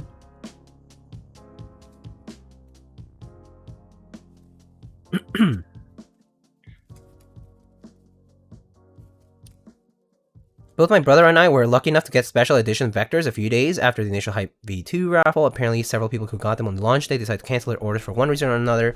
I could see that. I mean, I think the reception, for example, on the typing sounds that I posted on YouTube was pretty lukewarm, to be quite frank. I do know that some people were not happy maybe about the switches that were picked, or for example about the kind of like hollowness or the sound of the case, which admittedly it probably sounded a bit roomy, so yeah. So maybe that could have dissuaded some people, but who knows. It also was an expensive keyboard, first of all. So some people might have been like, well, I need to, you know, I need to pay for other things that are more important than a keyboard, so that could have been another reason. No, you don't, I mean, nobody knows, but I would say that was kind of like probably what could explain it. I've been feeling Diego recover more or less. Pretty much recovered, yeah. I do have a mild cough that's still kind of sticking around. I heard that it kind of lasts for a while. So it bothers me sometimes, but I'm pretty much normal, yeah. I mean, yeah, now I'm pretty much normal. I do feel like a little fatigue sometimes, but I think it's just like, I think it's fine. Alright, so let's also put the daughter board first, actually. So daughter board goes in like this, pretty close to the ground. And grab my screwdriver. Good to hear, man. Yeah, thank you. Game music best? You play any games? Right now I don't play too many games. Like I play like Genshin Impact, for example. But that's just because like a bunch of friends start playing and I just kind of got into it, and it's like been a pretty casual game to play, to be honest. I'm not into like the whole gacha thing, like spending money for it. But it's a fun game that has a lot of free to play content too. And so I like it. I do have a Switch, a Nintendo Switch. I actually need to. I was thinking the other day. I watched the trailer teaser for the Breath of the Wild sequel for like Zelda, right? Legend of Zelda. And I was like, man, I really need to finish Breath of the Wild. I like got so distracted back like years ago. I actually stopped years ago because I got distracted with like the Koroks, and then I just got busy. But I never finished the actual story, and I remember I probably should finish that. So I might get back to playing my Switch. So yeah.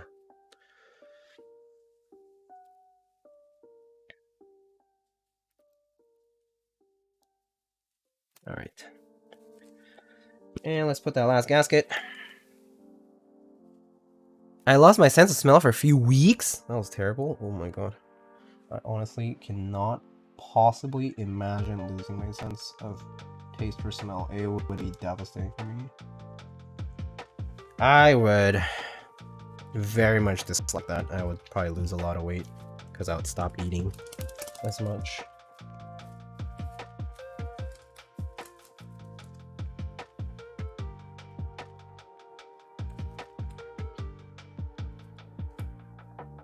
Oh, yes. Do we want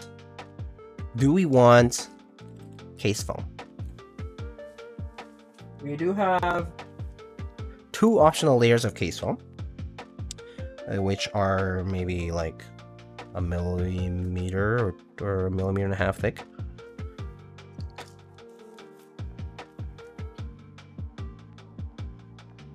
Like a millimeter and a half, I think. Try first without? No? Okay. Sounds good. Sounds good to me.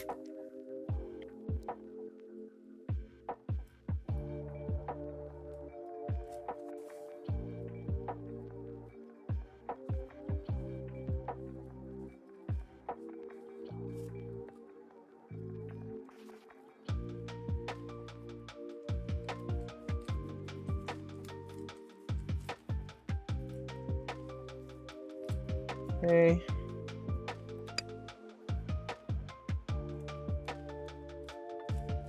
Let me first.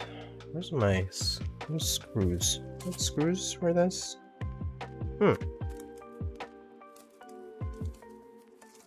See, 1 screw here. Let me check the bag again. Boop boop boop boo. Speaking of resin, Diego, do you cop the Ino Blue on eBay? No. I did not. What are the screws? Don't have the rest of the case screws, but I think I have. These are M2s. M2 times. This is like 5 millimeters. 6.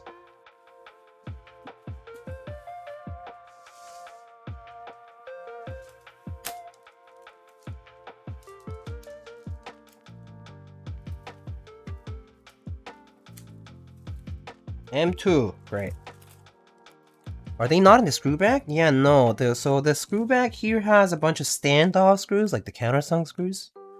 So I think they might have just maybe disassembled and missed it, but it's okay because we actually have basically the same size of screws.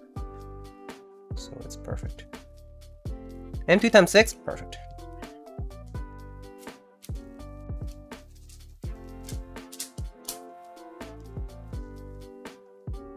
Alright, so for that, I need a screwdriver here. And, oh, one big one. Oh, wait, no. Am I missing a screwdriver? Hold on.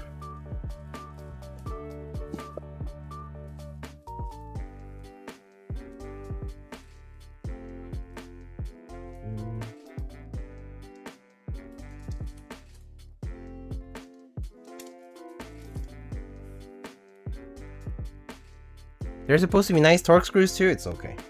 I have these screws from like these hex screws from my master, so should be fine.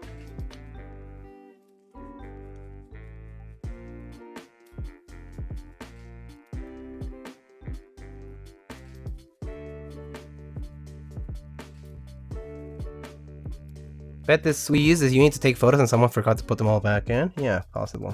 Oh yeah, actually that's very likely. That does happen.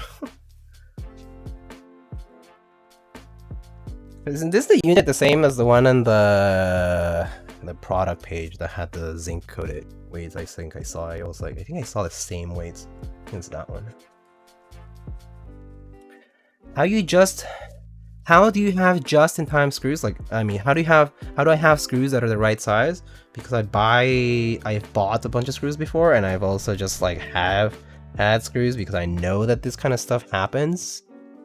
This kind of stuff just happens, you know, where you know, there's some oopsies. Sometimes you miss something, or like, you know, you lose something. Maybe you drop it and you just kind of lose it, so you need a spare around. So I just have you know, screws around just in case things like this do occur. So yeah, that kind of explains the reason why I have screws. All right, let's put the bump-ons on. Chippy doesn't take photos though? Well, I don't know then. I don't know.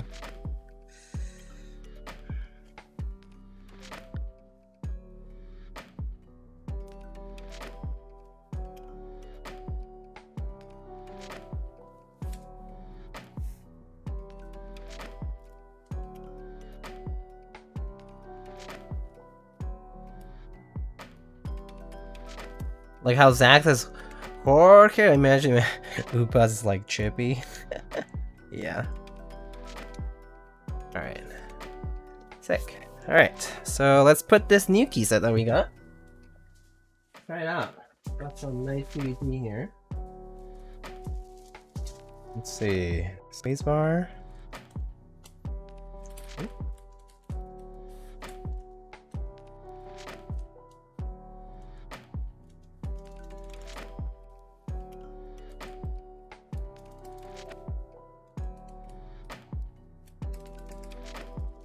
Okay, alright. So actually no. Let's see.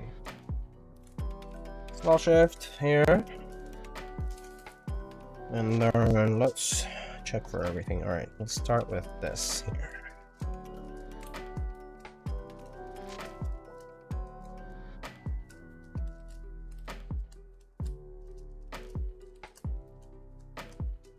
Is it to use the novelty caps? Yeah, wait, the chat asked for ISO. Yep. We have an ISO build today. So if somebody is getting this over at CannonKeys, sorry. You're gonna have to use ISO now.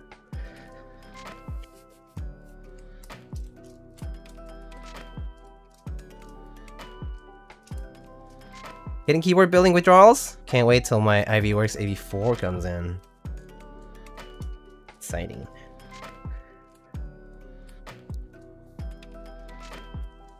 Chip is the only one I feel comfortable enough to poke fun at. Fair.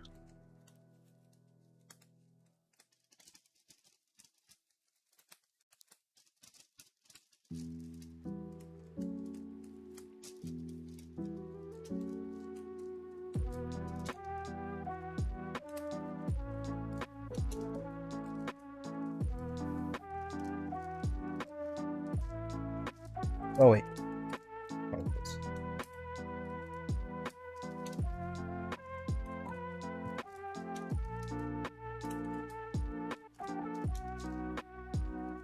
Meanwhile, I have 3 boards I need to SSO too. Oof. Oof. Oof. I do not envy.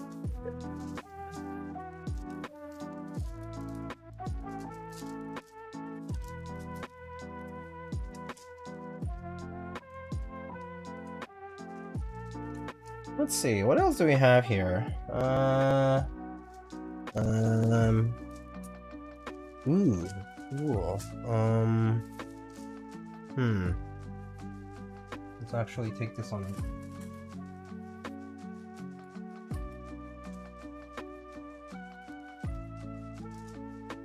Novelties in.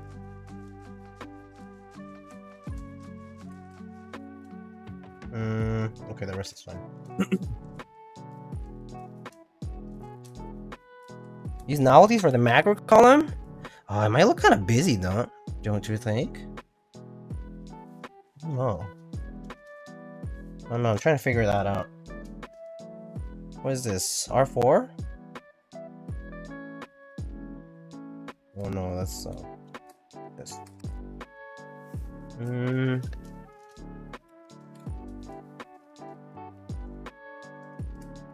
Diego, can I ask a question? How come Cool Ranch Doritos don't taste like ranch? Bro, I have no idea. I have no clue. They don't though? It's pretty sad. That's pretty sad. Caps lock, steps, right here. What goes here, ISO users? Is that a key? Not that one. Not that one. What goes there? Shoot. Just don't know what it is. Or is this supposed to go there? No, that's the right row. Is this... No, that's not it. What goes there?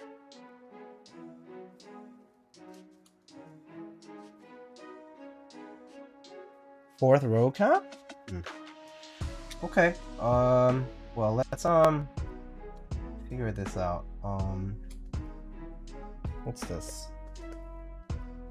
Page up, page down. Let's put... Is the tray underneath the keyboard? Ah, thank you so much. Thank you, sir. Thank you. And so, wait, that means I have an extra extra ISO key here. Wait. Hold on.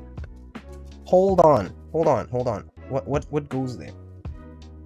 What goes there?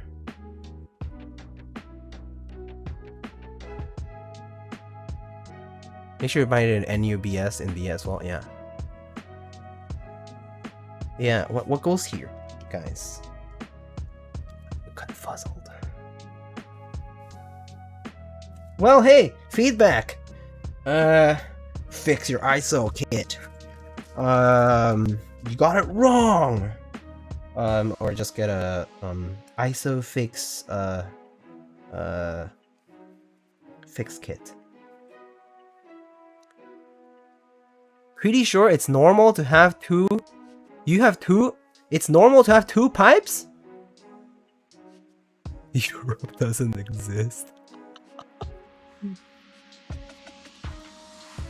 Okay. Alright. I think it would look too busy with extra macro column. I mean, like this, yeah, this like home row place with the novelties. I'm just gonna use the regular ones here.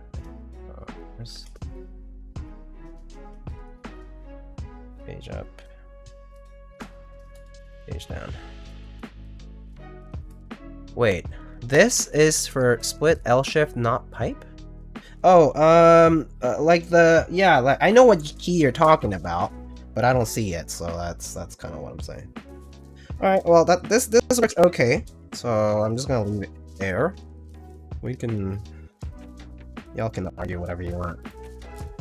I don't know if I have a dark green right here, but okay, probably do something. But worst case scenario, I just use the regular caps. Let's try to see if we can match this with Artisans. I know I probably do have something. I googled ISO layout and my brain. Right alt to... Oh shoot, you're right. I'm sorry. You are correct. Oh, right alt looks so out there. You're totally right. Thank you. You're totally right. Get it?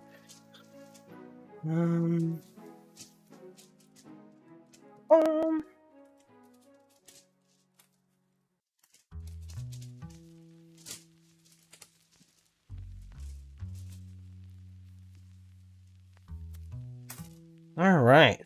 Time to put some artisanal keycaps on this. Dark green. Dark green is kind of iffy here. Ooh, perfect. We have it. We have one that can go there. Or actually, okay, guys. You guys pick between these two here. I think they're best fitting. And something white. I'm probably gonna go with either this. It's kind of cream color, so not quite bone whitish. It's close enough.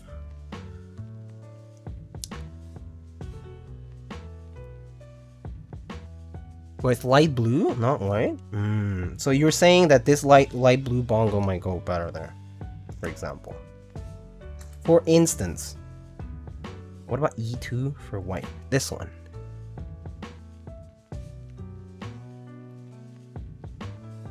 E2 for white? We can use the we can use the Prismarl. I mean the bullseye. Bro, can you zoom in? Yeah, I can.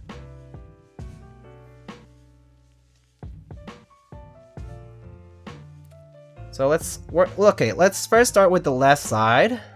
Left side. Gotta run. Have a good sound test. Thank you, Justin. Thank you. Thank you. Choose one. I think you're right. I think this one goes best here on escape.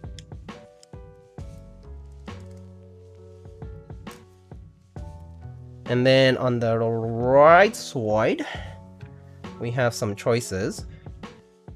So we have the bongo, we have this kind of white colored one.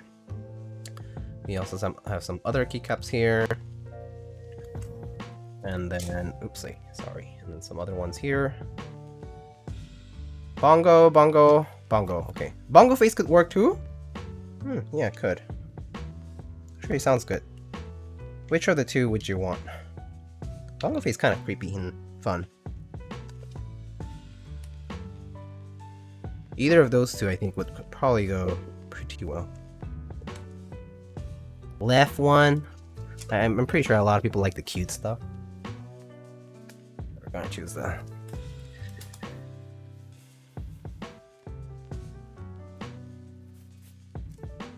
I never win bongos. Yeah, I mean, I suffer to get them. Egg for the memes? Well, you know what I like about the egg is that the yellow kind of connects there. So I do like that part. It's like a nice, yeah, it's a little different. Let's do that.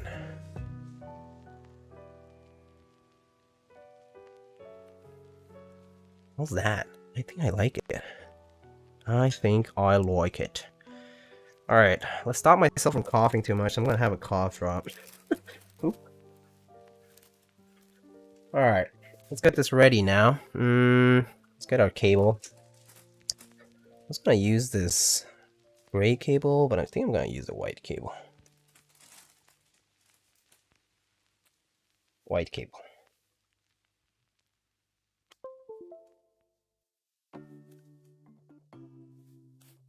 And then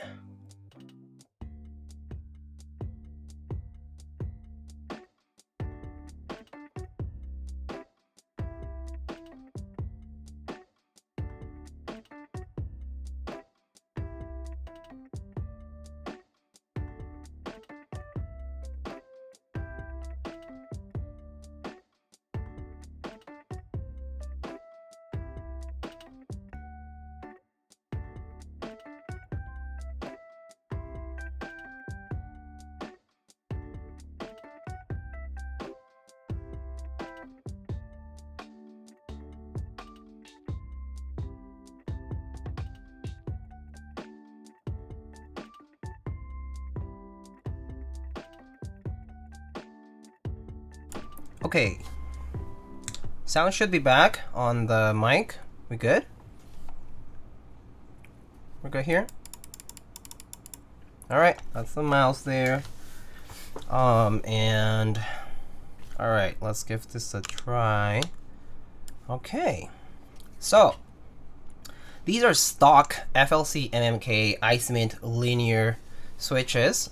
These have these box style stem and they come factory lubed. They are palm housings, so they're kind of supposed to be similar to creams in that sense. And right now we have NicePBT Vasilisa, pretty cool key set here with a gradient. And this is the Brutal 65 V2, designed by AIO3 and through CannonKeys. And this will be in stock this coming Thursday. And yeah, currently we have no foam, no plate foam, no case foam. Okay, just like that. All right, let's give it a try.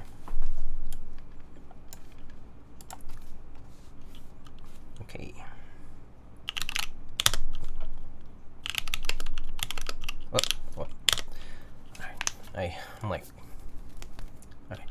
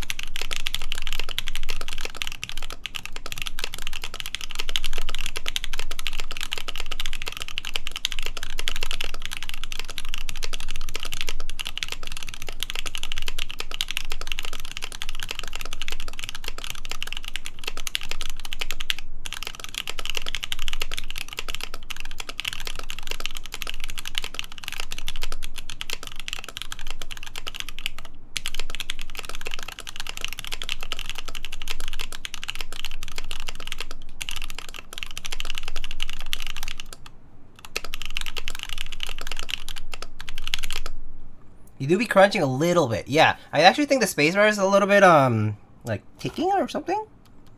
Yeah, I think it's ticking a little, so I might apply a little bit more lube. Might be because of the PBT spacebar kind of running a little tight on the right side. So I might apply a little lube on there. So I think the ticking probably comes from there. I'm not sure if it's the switches though, so let's just check.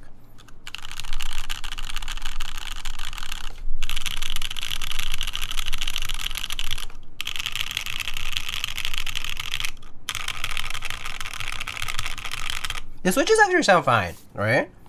I do think it's the spacebar ticking from a lack of lube, perhaps, or like the lube might have shifted a little. So let's just do that.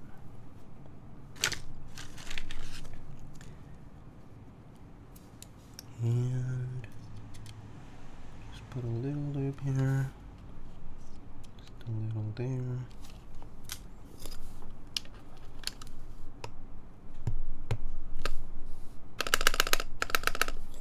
That's better. Let's see. Alright. Here are the mods.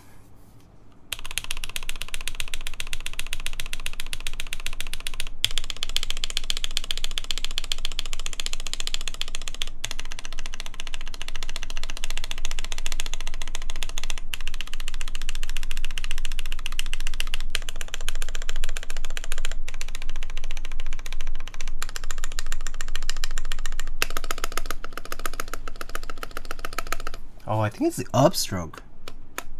Yeah, it's the upstroke sounds really loud. I feel like if I switch to spacebar, it's gonna be quieter. Something about the PBT. Xiaomi also has this thing. I don't like it. It's like very heavy.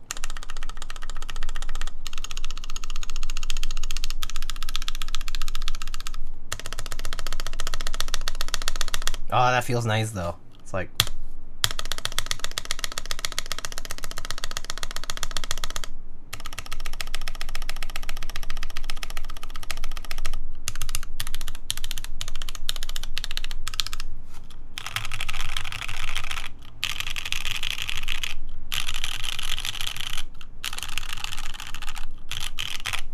Yeah, that's good. We can try some GMK, I guess. What do you want to put on this, though? Hello, Amarade. Hello. Sounds like a bongo. How do you like the ano? Oh, the ano's pretty good. So let me unplug this actually for a sec, and I'll actually remove this for a quick second, so you can actually take a look yourself. I want to focus this off. Turn on the music for a sec. But this is what the anodizing looks like. It's a little dirty because my hands are sweaty. Actually, let me just wipe all my hands. Just give it a quick brush here. Alright, so this is what the board looks like up close, right? Anodizing looks really consistent. The navy is very nice. It's a little dirty there, but yeah, the anodizing looks very nice. It's pretty tight. Yeah, the navy looks really good. Again, some fingerprints, don't worry too much about that. But it cleans right off. It's very nice. Like, the anodizing's pretty good. This is the side profile of the board, as you can see. What's the texture like? The texture is really smooth. Nice, smooth, metallic finish that you get from pretty smooth anodizing. So the blast media of this is very fine, and there's no grittiness or sandiness to it. That's the one thing. Like, it's not chalky. That's what you wanted to know. It's not chalky, yeah. Here's the back.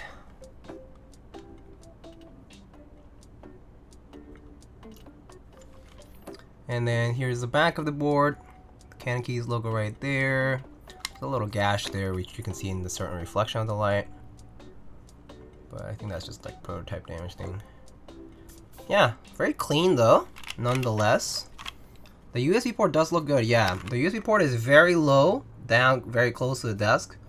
The daughter board, and it's also slightly recessed, like back here. It's like there's like a little gap here, so your cable will actually you won't see much of that cable port part. So that's kind of nice. You don't see the connector, but it looks very nice. I think it's really nice. The aesthetic is pretty much preserves a lot of that Brutal series aesthetic with the higher, like, you know, the bigger top that has this like sharp angle here. So it does preserve a lot of that aesthetic, but it's renewed, and so yeah, seems pretty good. We can try how can you show how visible the screws are from the top? Okay, I actually can't see them. Okay, I swear to God, you can barely see it there because it's a black screw, but the black screws are pretty hidden. Like, I'm shining the light. Okay, you see the second screw there, but it's pretty tight. It's pretty tight. It's pretty hard to see the screws on there. I think these are hidden even more. Like, there's one right there, and there's one right there on the right side of the spacebar, on the left side of the spacebar. Kind of like only see it if you do this. So from above, it's pretty hidden. The screws, you can't really see them. I mean, it helps that they're black screws also. So they're gonna blend in nicely with the aluminum plate on this. The 990 is the most visible one, but it's really well hidden. Yeah, it's really hard to see. I mean, okay, from my typing angle, my view, my point of view right here, I cannot see them. I cannot see the screws, period. So, pretty nice. Pretty nice. We can give like GMK a try if you want it. Yeah.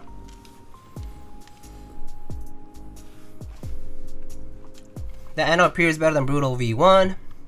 Yeah, no, it's really nice. The anodizing is really clean. Honestly, this is just excellent.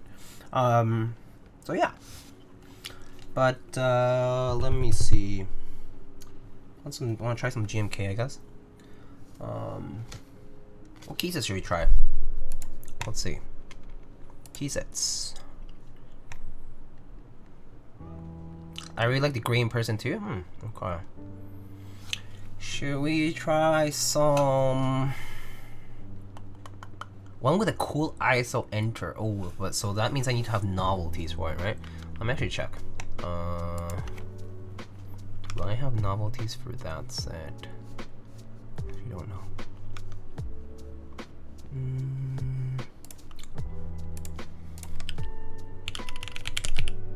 Oh, okay.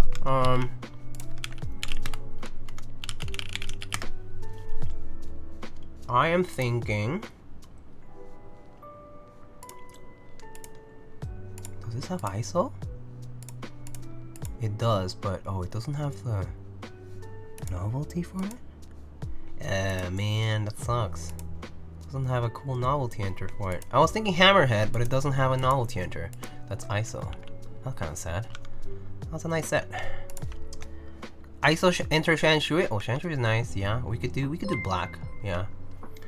White on black on this basically. Shanshui is a good pick. Yeah.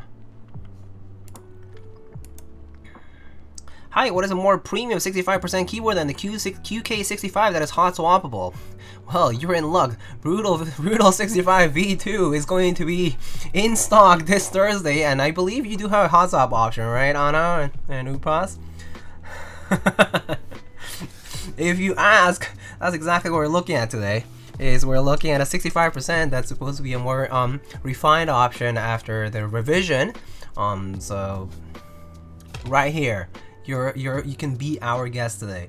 Anyway, I'm of course giving here like a marketing spiel in a way, but actually it is very nice. So like, no joke, you know, it's pretty nice, and it depends on what your budget is. So I do, you know, suggest doing some research on that and seeing if that's right up your alley. Okay, so I guess Shanshui would be good actually. So I'm gonna go get Shanshui, which is okay there.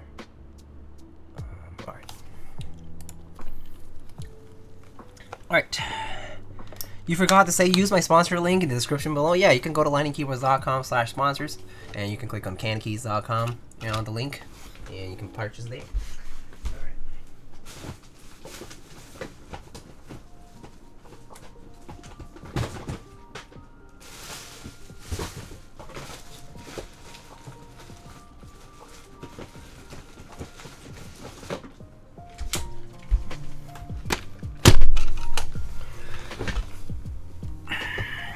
What are the odds of that, huh? I'm looking for a premium 65 I'm willing to splurge on and have a drop control but want an upgrade.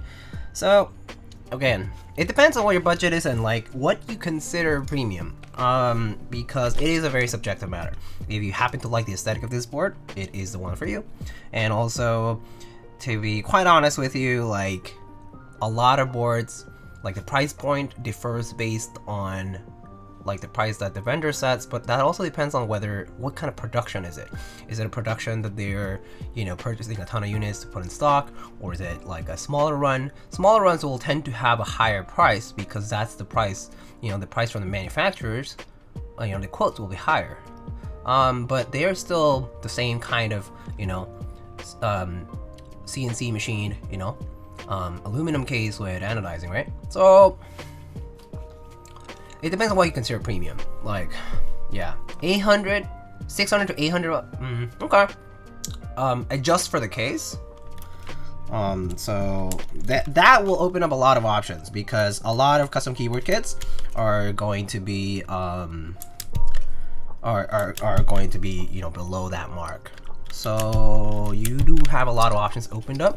At the point of $600 to $800 for a kit, like just the keyboard kit, which includes the case and the PCB and the plate and whatever, you could pretty much look at any keyboard out there as long as you can purchase it like for retail, or maybe, you know, if you happen to look at the aftermarket price and it fits your needs, then that's the one. Chimera 65, is that a leak? Actual question. That's a good one. I actually don't know what Chimeras go for in the aftermarket, to be quite honest. So I have heard people talk about the Chimera 65, and I know some people really like it. Again, but the Chimera is definitely a bit like there's like a contentious kind of like element where like you have to love the design in a way because it is very unique. It's a Chimera, combines elements from a few different boards that it's inspired from. So yeah, I'm just finishing up my grid 650. Excuse me. It's around 850 fully built, around 600 for just the kit. Right. So yeah, I mean there are quite a few options at that price point. So at this point, it's like I can recommend you like a bunch, but honestly the list is endless. You know, I mean, technically, if you like had entered, like for example, like, you know, a widely known, for example, if you entered that key code raffle that happened,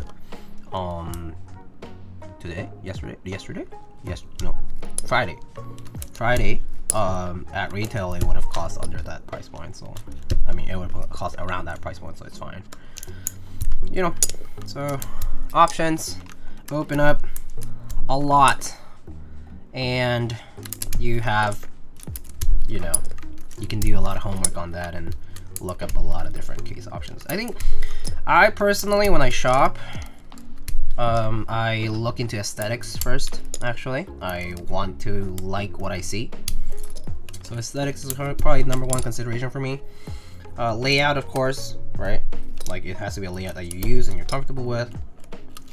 And then it would be like other considerations, like all parts of the design, and like, do I think I'm gonna enjoy using it?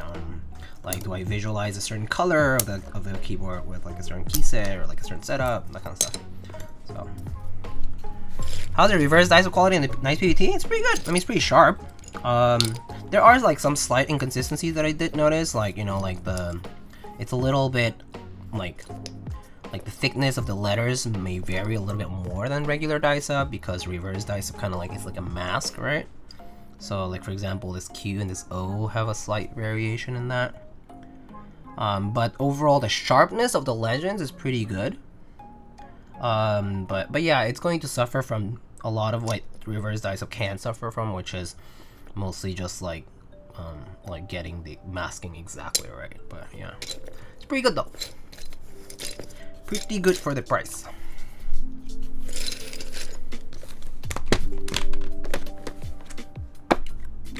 Alright, let's put some Shanshui on this. I do have a novelty enter right here. So let's do that.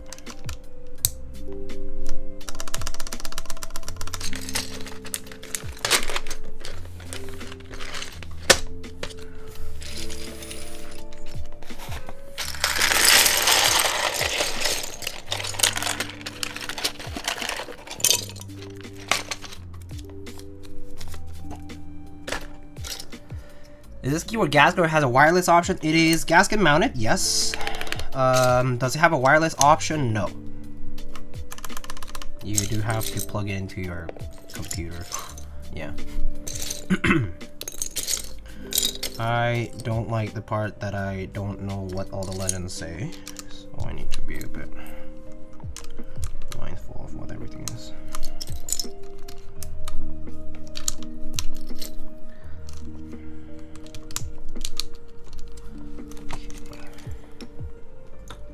Anyway,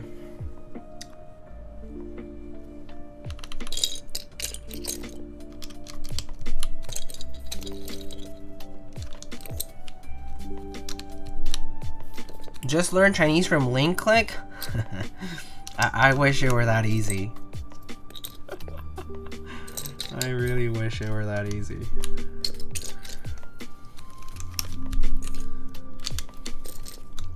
Just learn Chinese, Fivehead. Just know it.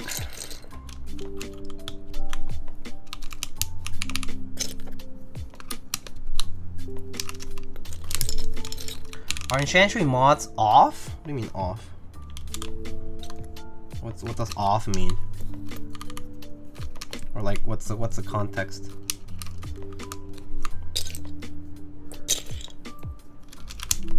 The legends, I mean? I don't know the specifics, to be quite honest, and yeah. If it's the case, I'm not sure. I like how it looks, and I think that's kind of like what matters to me, but I'm not too sure about the specifics of that.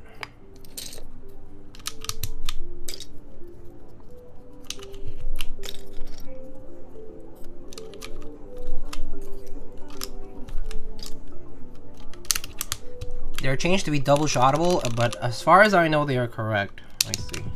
Yeah, no, I don't really know much about if there's like a specific difference, maybe, because I do know that Shanshui used like traditional. There's like traditional versus like simplified. So obviously, if it's traditional, it has some atypical things around it, you know. So I think that's normal. But yeah.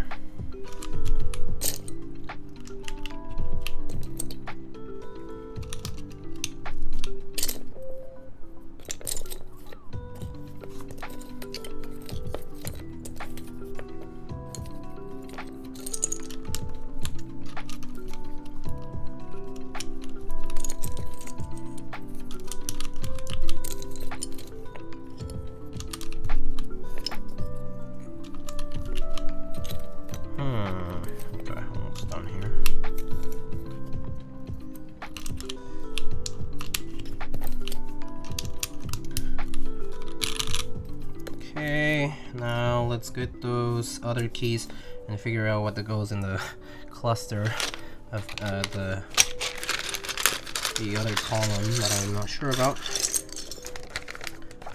Okay, right shift. I found this R4 key.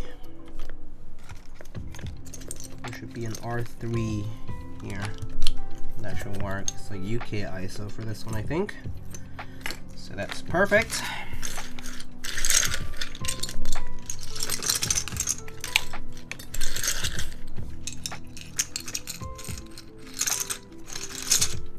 This looks like a remarkably soothing task. You think so? Maybe. GMK Shanshui. Ah, actually, I can just look at my own pictures, which had the 165 on it. Oh great, I used novelties for that, but I know at least the other ones. This should be control. This is control. So I assume this is alt. And where's super? That is it? Okay.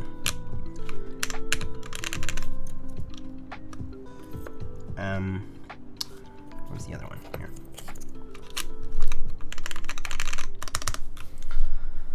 And actually, let's get away with it. No, it kind of looks busy. I don't like that. Okay, no, let's not do that. I'll just find the right keys for it.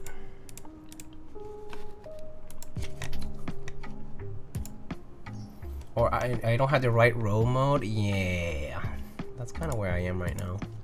Ah, traditional Chinese biscuit. Okay, so home. No, page up, page down. Okay, I know those characters, so I can find them easily. I know what page up and page down are gonna look like. This is page down. That's page up.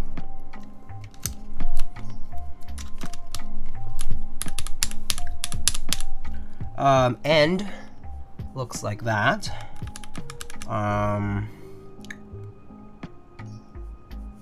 Aha. That's end. Yeah. Ah, that was quicker than I thought. That's nice. Okay. Sick. Alright, put this back. Put this back. And put these guys back. So here, huh? Yeah. How was, what were you up to earlier, Justin? You said you were going off to do something. But you're back. Welcome back.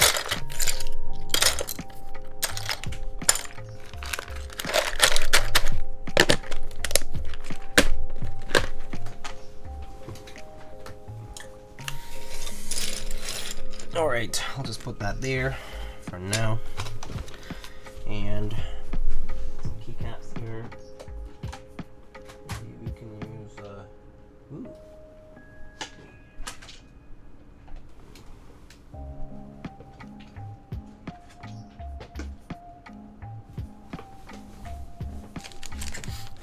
Where's that Earl that we just had here earlier?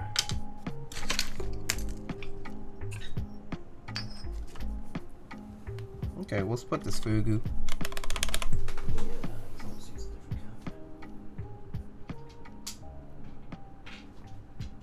Ah, here it is. All right, perfect. I went to eat. Oh, I see. I hope you had a good dinner. Late dinner? Oh, not too late, I guess. A little late, but not that bad. There it is. Shanshui with, oh, now that this is too white, it kind of looks off in it. Yeah, it kind of looks too off. Let's just use the Buman. Alright. Now we can pretend it looks better. Okay, great. So, there it is. And let's put the typing thing back up on the screen. There it is. Next test. And I like WOP way better than the previous set. I mean, everyone has preference on that, yeah, so I hope the PBT didn't like squeeze the lube out of the stabs, but we'll see. Seems okay. Maybe the backface might tick a little. We'll see. Alright, turn off the music here. Make sure that we have our mic at the right place, and we'll give it a shot. Alright, here we are back at it again. Now, we have the same setup. Aluminum plate, no case foam, no plate foam, FLCMMK Ice Mint linear stock switches. They are factory lubed.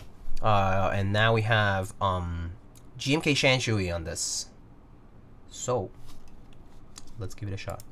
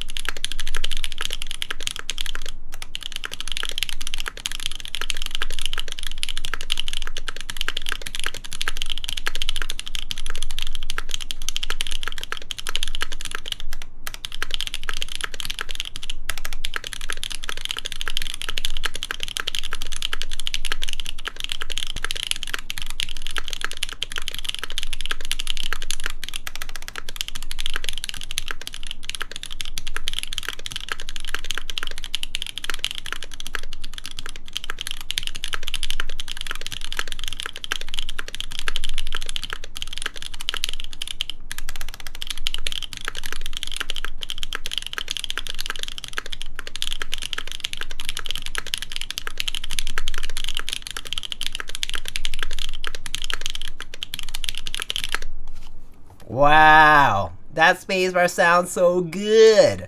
It's so nice. Anyway, yeah, that's the only thing I have problems with sometimes with PBT sets. When they like are very tight on the stabilizers, they kind of have a bit of a weird sound to them. But that sounds good, doesn't it? That a desktop version of Monkey Type? Yeah, it's just on the web browser. But yeah, so this is ABS double shots. This is yeah.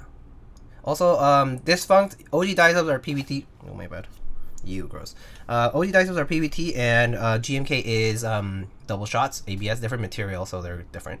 CRP is what you would compare with OG die subs, and I would say if people normally say like if OG die subs are a 10, CRP is like 9.5 basically, or basically close to 10. So if you have CRP, I think you're good, in my opinion. It's very expensive to get OG die subs nowadays, so just saying. Okay, let's go through the modifiers.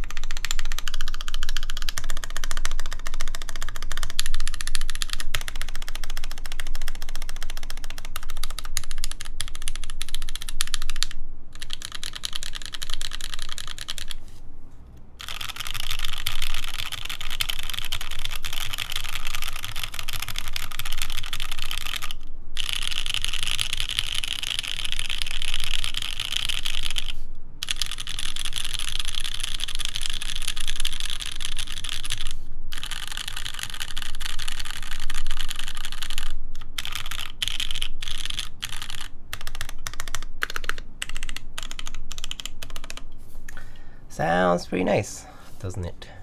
I think it really sounds great without foam. I personally wouldn't really use foam on this. One thing I do have to say is like I'm actually surprised how smooth these switches are. They pretty much sound what lubed creams kind of sound like similar. Like they have a similar sound profile in that regard, like they're like that palm kind of sound profile. But they feel really good. These feel really nice. They're very, very smooth. Stock, which I mean it's factory lubed, but it's technically stock, so you don't have to modify them. I actually wouldn't mind using these switches stock. In this particular keyboard at least, it sounds good. So I guess your mileage may vary, but they do seem pretty good. The ISO enter looks so good, yeah. Are there other manuals besides whoever Polycaps uses and ePBT who do double shot PBT? double shot PBT. I guess Leopold does. Leopold does double shot PBT, I think, right? Well, Model K, the Model K Series 1 key set, the white and black one, is also double shot PBT, if I recall correctly. So yeah.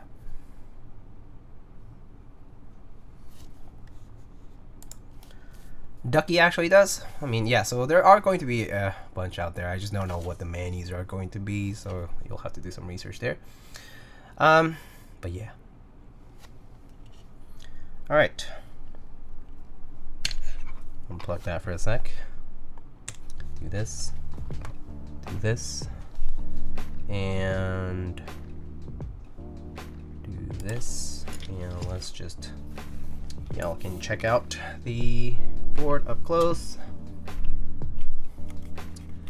There it is, our Brutal 65 with GMK Shanshui. Looks fantastic.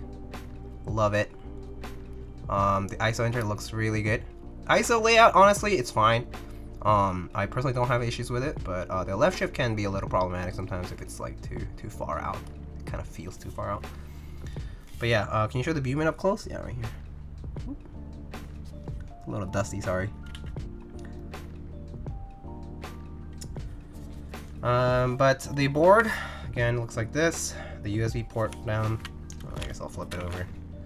USB port, nice and flush there, and has a recessed port kind of, where you can put the cable in and it'll be pretty nice. Silver bottom. You can see the silver from the side and the back as well, but not quite from the front. Circular bump-ons, that's the side profile here. And the front height is also not quite tall, if you notice. The front height is not that tall, so if you enjoy kind of like low to mid front height kind of boards, this actually is not very high up. So I think you will probably enjoy this side profile and overall typing, because it's pretty good. It's pretty nice. I really like the color combo. Yeah. Blue and silver, they go pretty well with each other. So actually, that's kind of like my go-to if I'm doing like two-tone. That's not scary. All right. So that is pretty much it on the board itself. Those are your colors, aren't they? Yeah. Pretty much, yeah.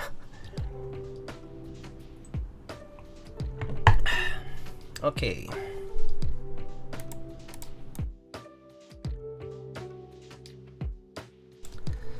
All right. So, any questions, concerns? I personally think right now this Brutal 65 does not require foam. Okay, like the sound of this with stock factory loop switches is really good.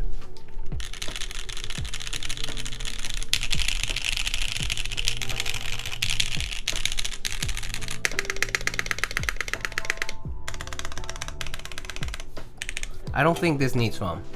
It sounds good. The hollowness isn't there at all. It sounds really good. So I personally wouldn't put foam on this. That's a personal preference, but I personally wouldn't. I think it sounds great as it is. Aluminum plate, pretty classic choice. Of course, if you change your plate, maybe the results may vary, but you can experiment with that yourself if you purchase it. It is going to be in stock this Thursday. Of course, you're welcome to use the affiliate link if you like to support, but otherwise, that's pretty much all I have for the Brutal 65. Another sound test just joined. I'll just do like something quick. The music's kind of on, but yeah. It feels like any other gasket mount board. It feels pretty good. I mean, it feels soft, yeah. One thing that's kind of the gaskets are actually only on the bottom part, so it's kind of the plate is just sitting on the gaskets. My bad. Excuse me. And the top is just kind of sitting nice and just kind of like you know, sitting like nicely just right above the plate, like closing this case shut. So yeah, the gaskets are just under the plate. So, but overall the typing is still nice and soft even with an aluminum plate. It's not like very stiff, so I personally find it comfortable. But yeah, it is similar to a lot of other like gasket sandwiched, like boron sandwiched boards. Yeah, it's going to be similar to those. But overall, I mean, I would say like this is pretty comfortable to use. Boomerangaroo, thank you so much for the Prime. 3 months, thank you. You've probably been asked like a million times. I've actually have not been asked that a million times. But how comparable is this to the Vega? So it's interesting. So I actually only seen one Vega in person, or two Vegas in person, and because like a lot of it happened in the pandemic, and like I don't know, I just never had didn't have a lot of builds with the Vega. I only had one, and then I saw like somebody else's once. And a lot of people will tell me that the Vega sounds better with all the foam on and whatnot, which I think it's a personal preference there. But overall, this right now I built it with no foam and all that, and it sounds great. And typing feel wise, I think it's probably going to be somewhat similar because they both use gasket strips to isolate the plate from the case. So I imagine the experience is going to be similar. Now the question would be whether you like the aesthetic or not, and based on that kind of judge what you want. So yeah. What I'm curious about is, would there be any concern with metal and metal contact given no gasket between the plate and top case? Okay, well, so I'll do this. I don't really find like there's nothing about the plate making sounds against the case, so I'm not too concerned. No, I don't hear anything. I don't hear rattling. I don't hear like the compression is just enough, so it's kind of like, yeah. So I think it's fine. So yeah, it does. Yeah, it'll mimic some attributes of top mount, which like is like stiffness of metal to metal, but it does have like a little bit of the cushioning, the gaskets. Feels good though. Feels good and sounds nice. It's a nice way to do it without screws that bolt to the top. I feel like projects the sounds in a way in mind, which must be much similar to Tama. I haven't had one. Tama's nice. Tama's tried and true. It works. I do suggest trying it out. All right. Well, that's all I have for today. Keycap tray, screw tray. We saw that. And yeah, that's pretty much it. For those who are curious about the JNV2ME, I will be doing a prototype build for the JNV2ME, or a production unit build, I guess. But not before the raffle, so unfortunately I can't help you with that. There is a video on Modifiers YouTube page if you wanted to check that out. And yeah, so Brutal 65, that will be in stock this week on Thursday. And yeah, I think that's all I got for now.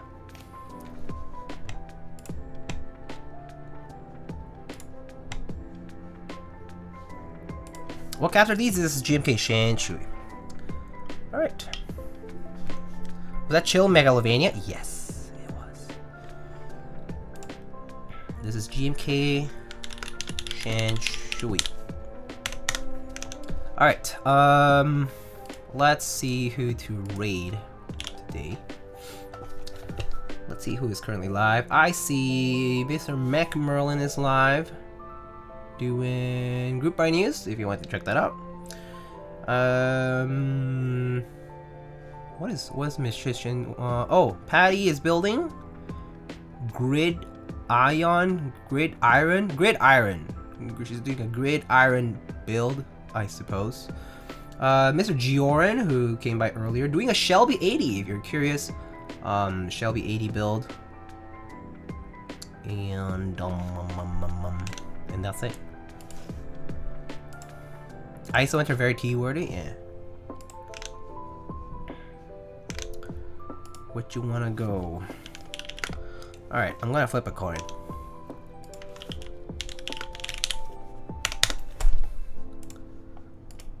Alright, cool. Came out heads. Alright, we're gonna raid Miss Shin Wong. And let's say Miyagu Reed. Wait.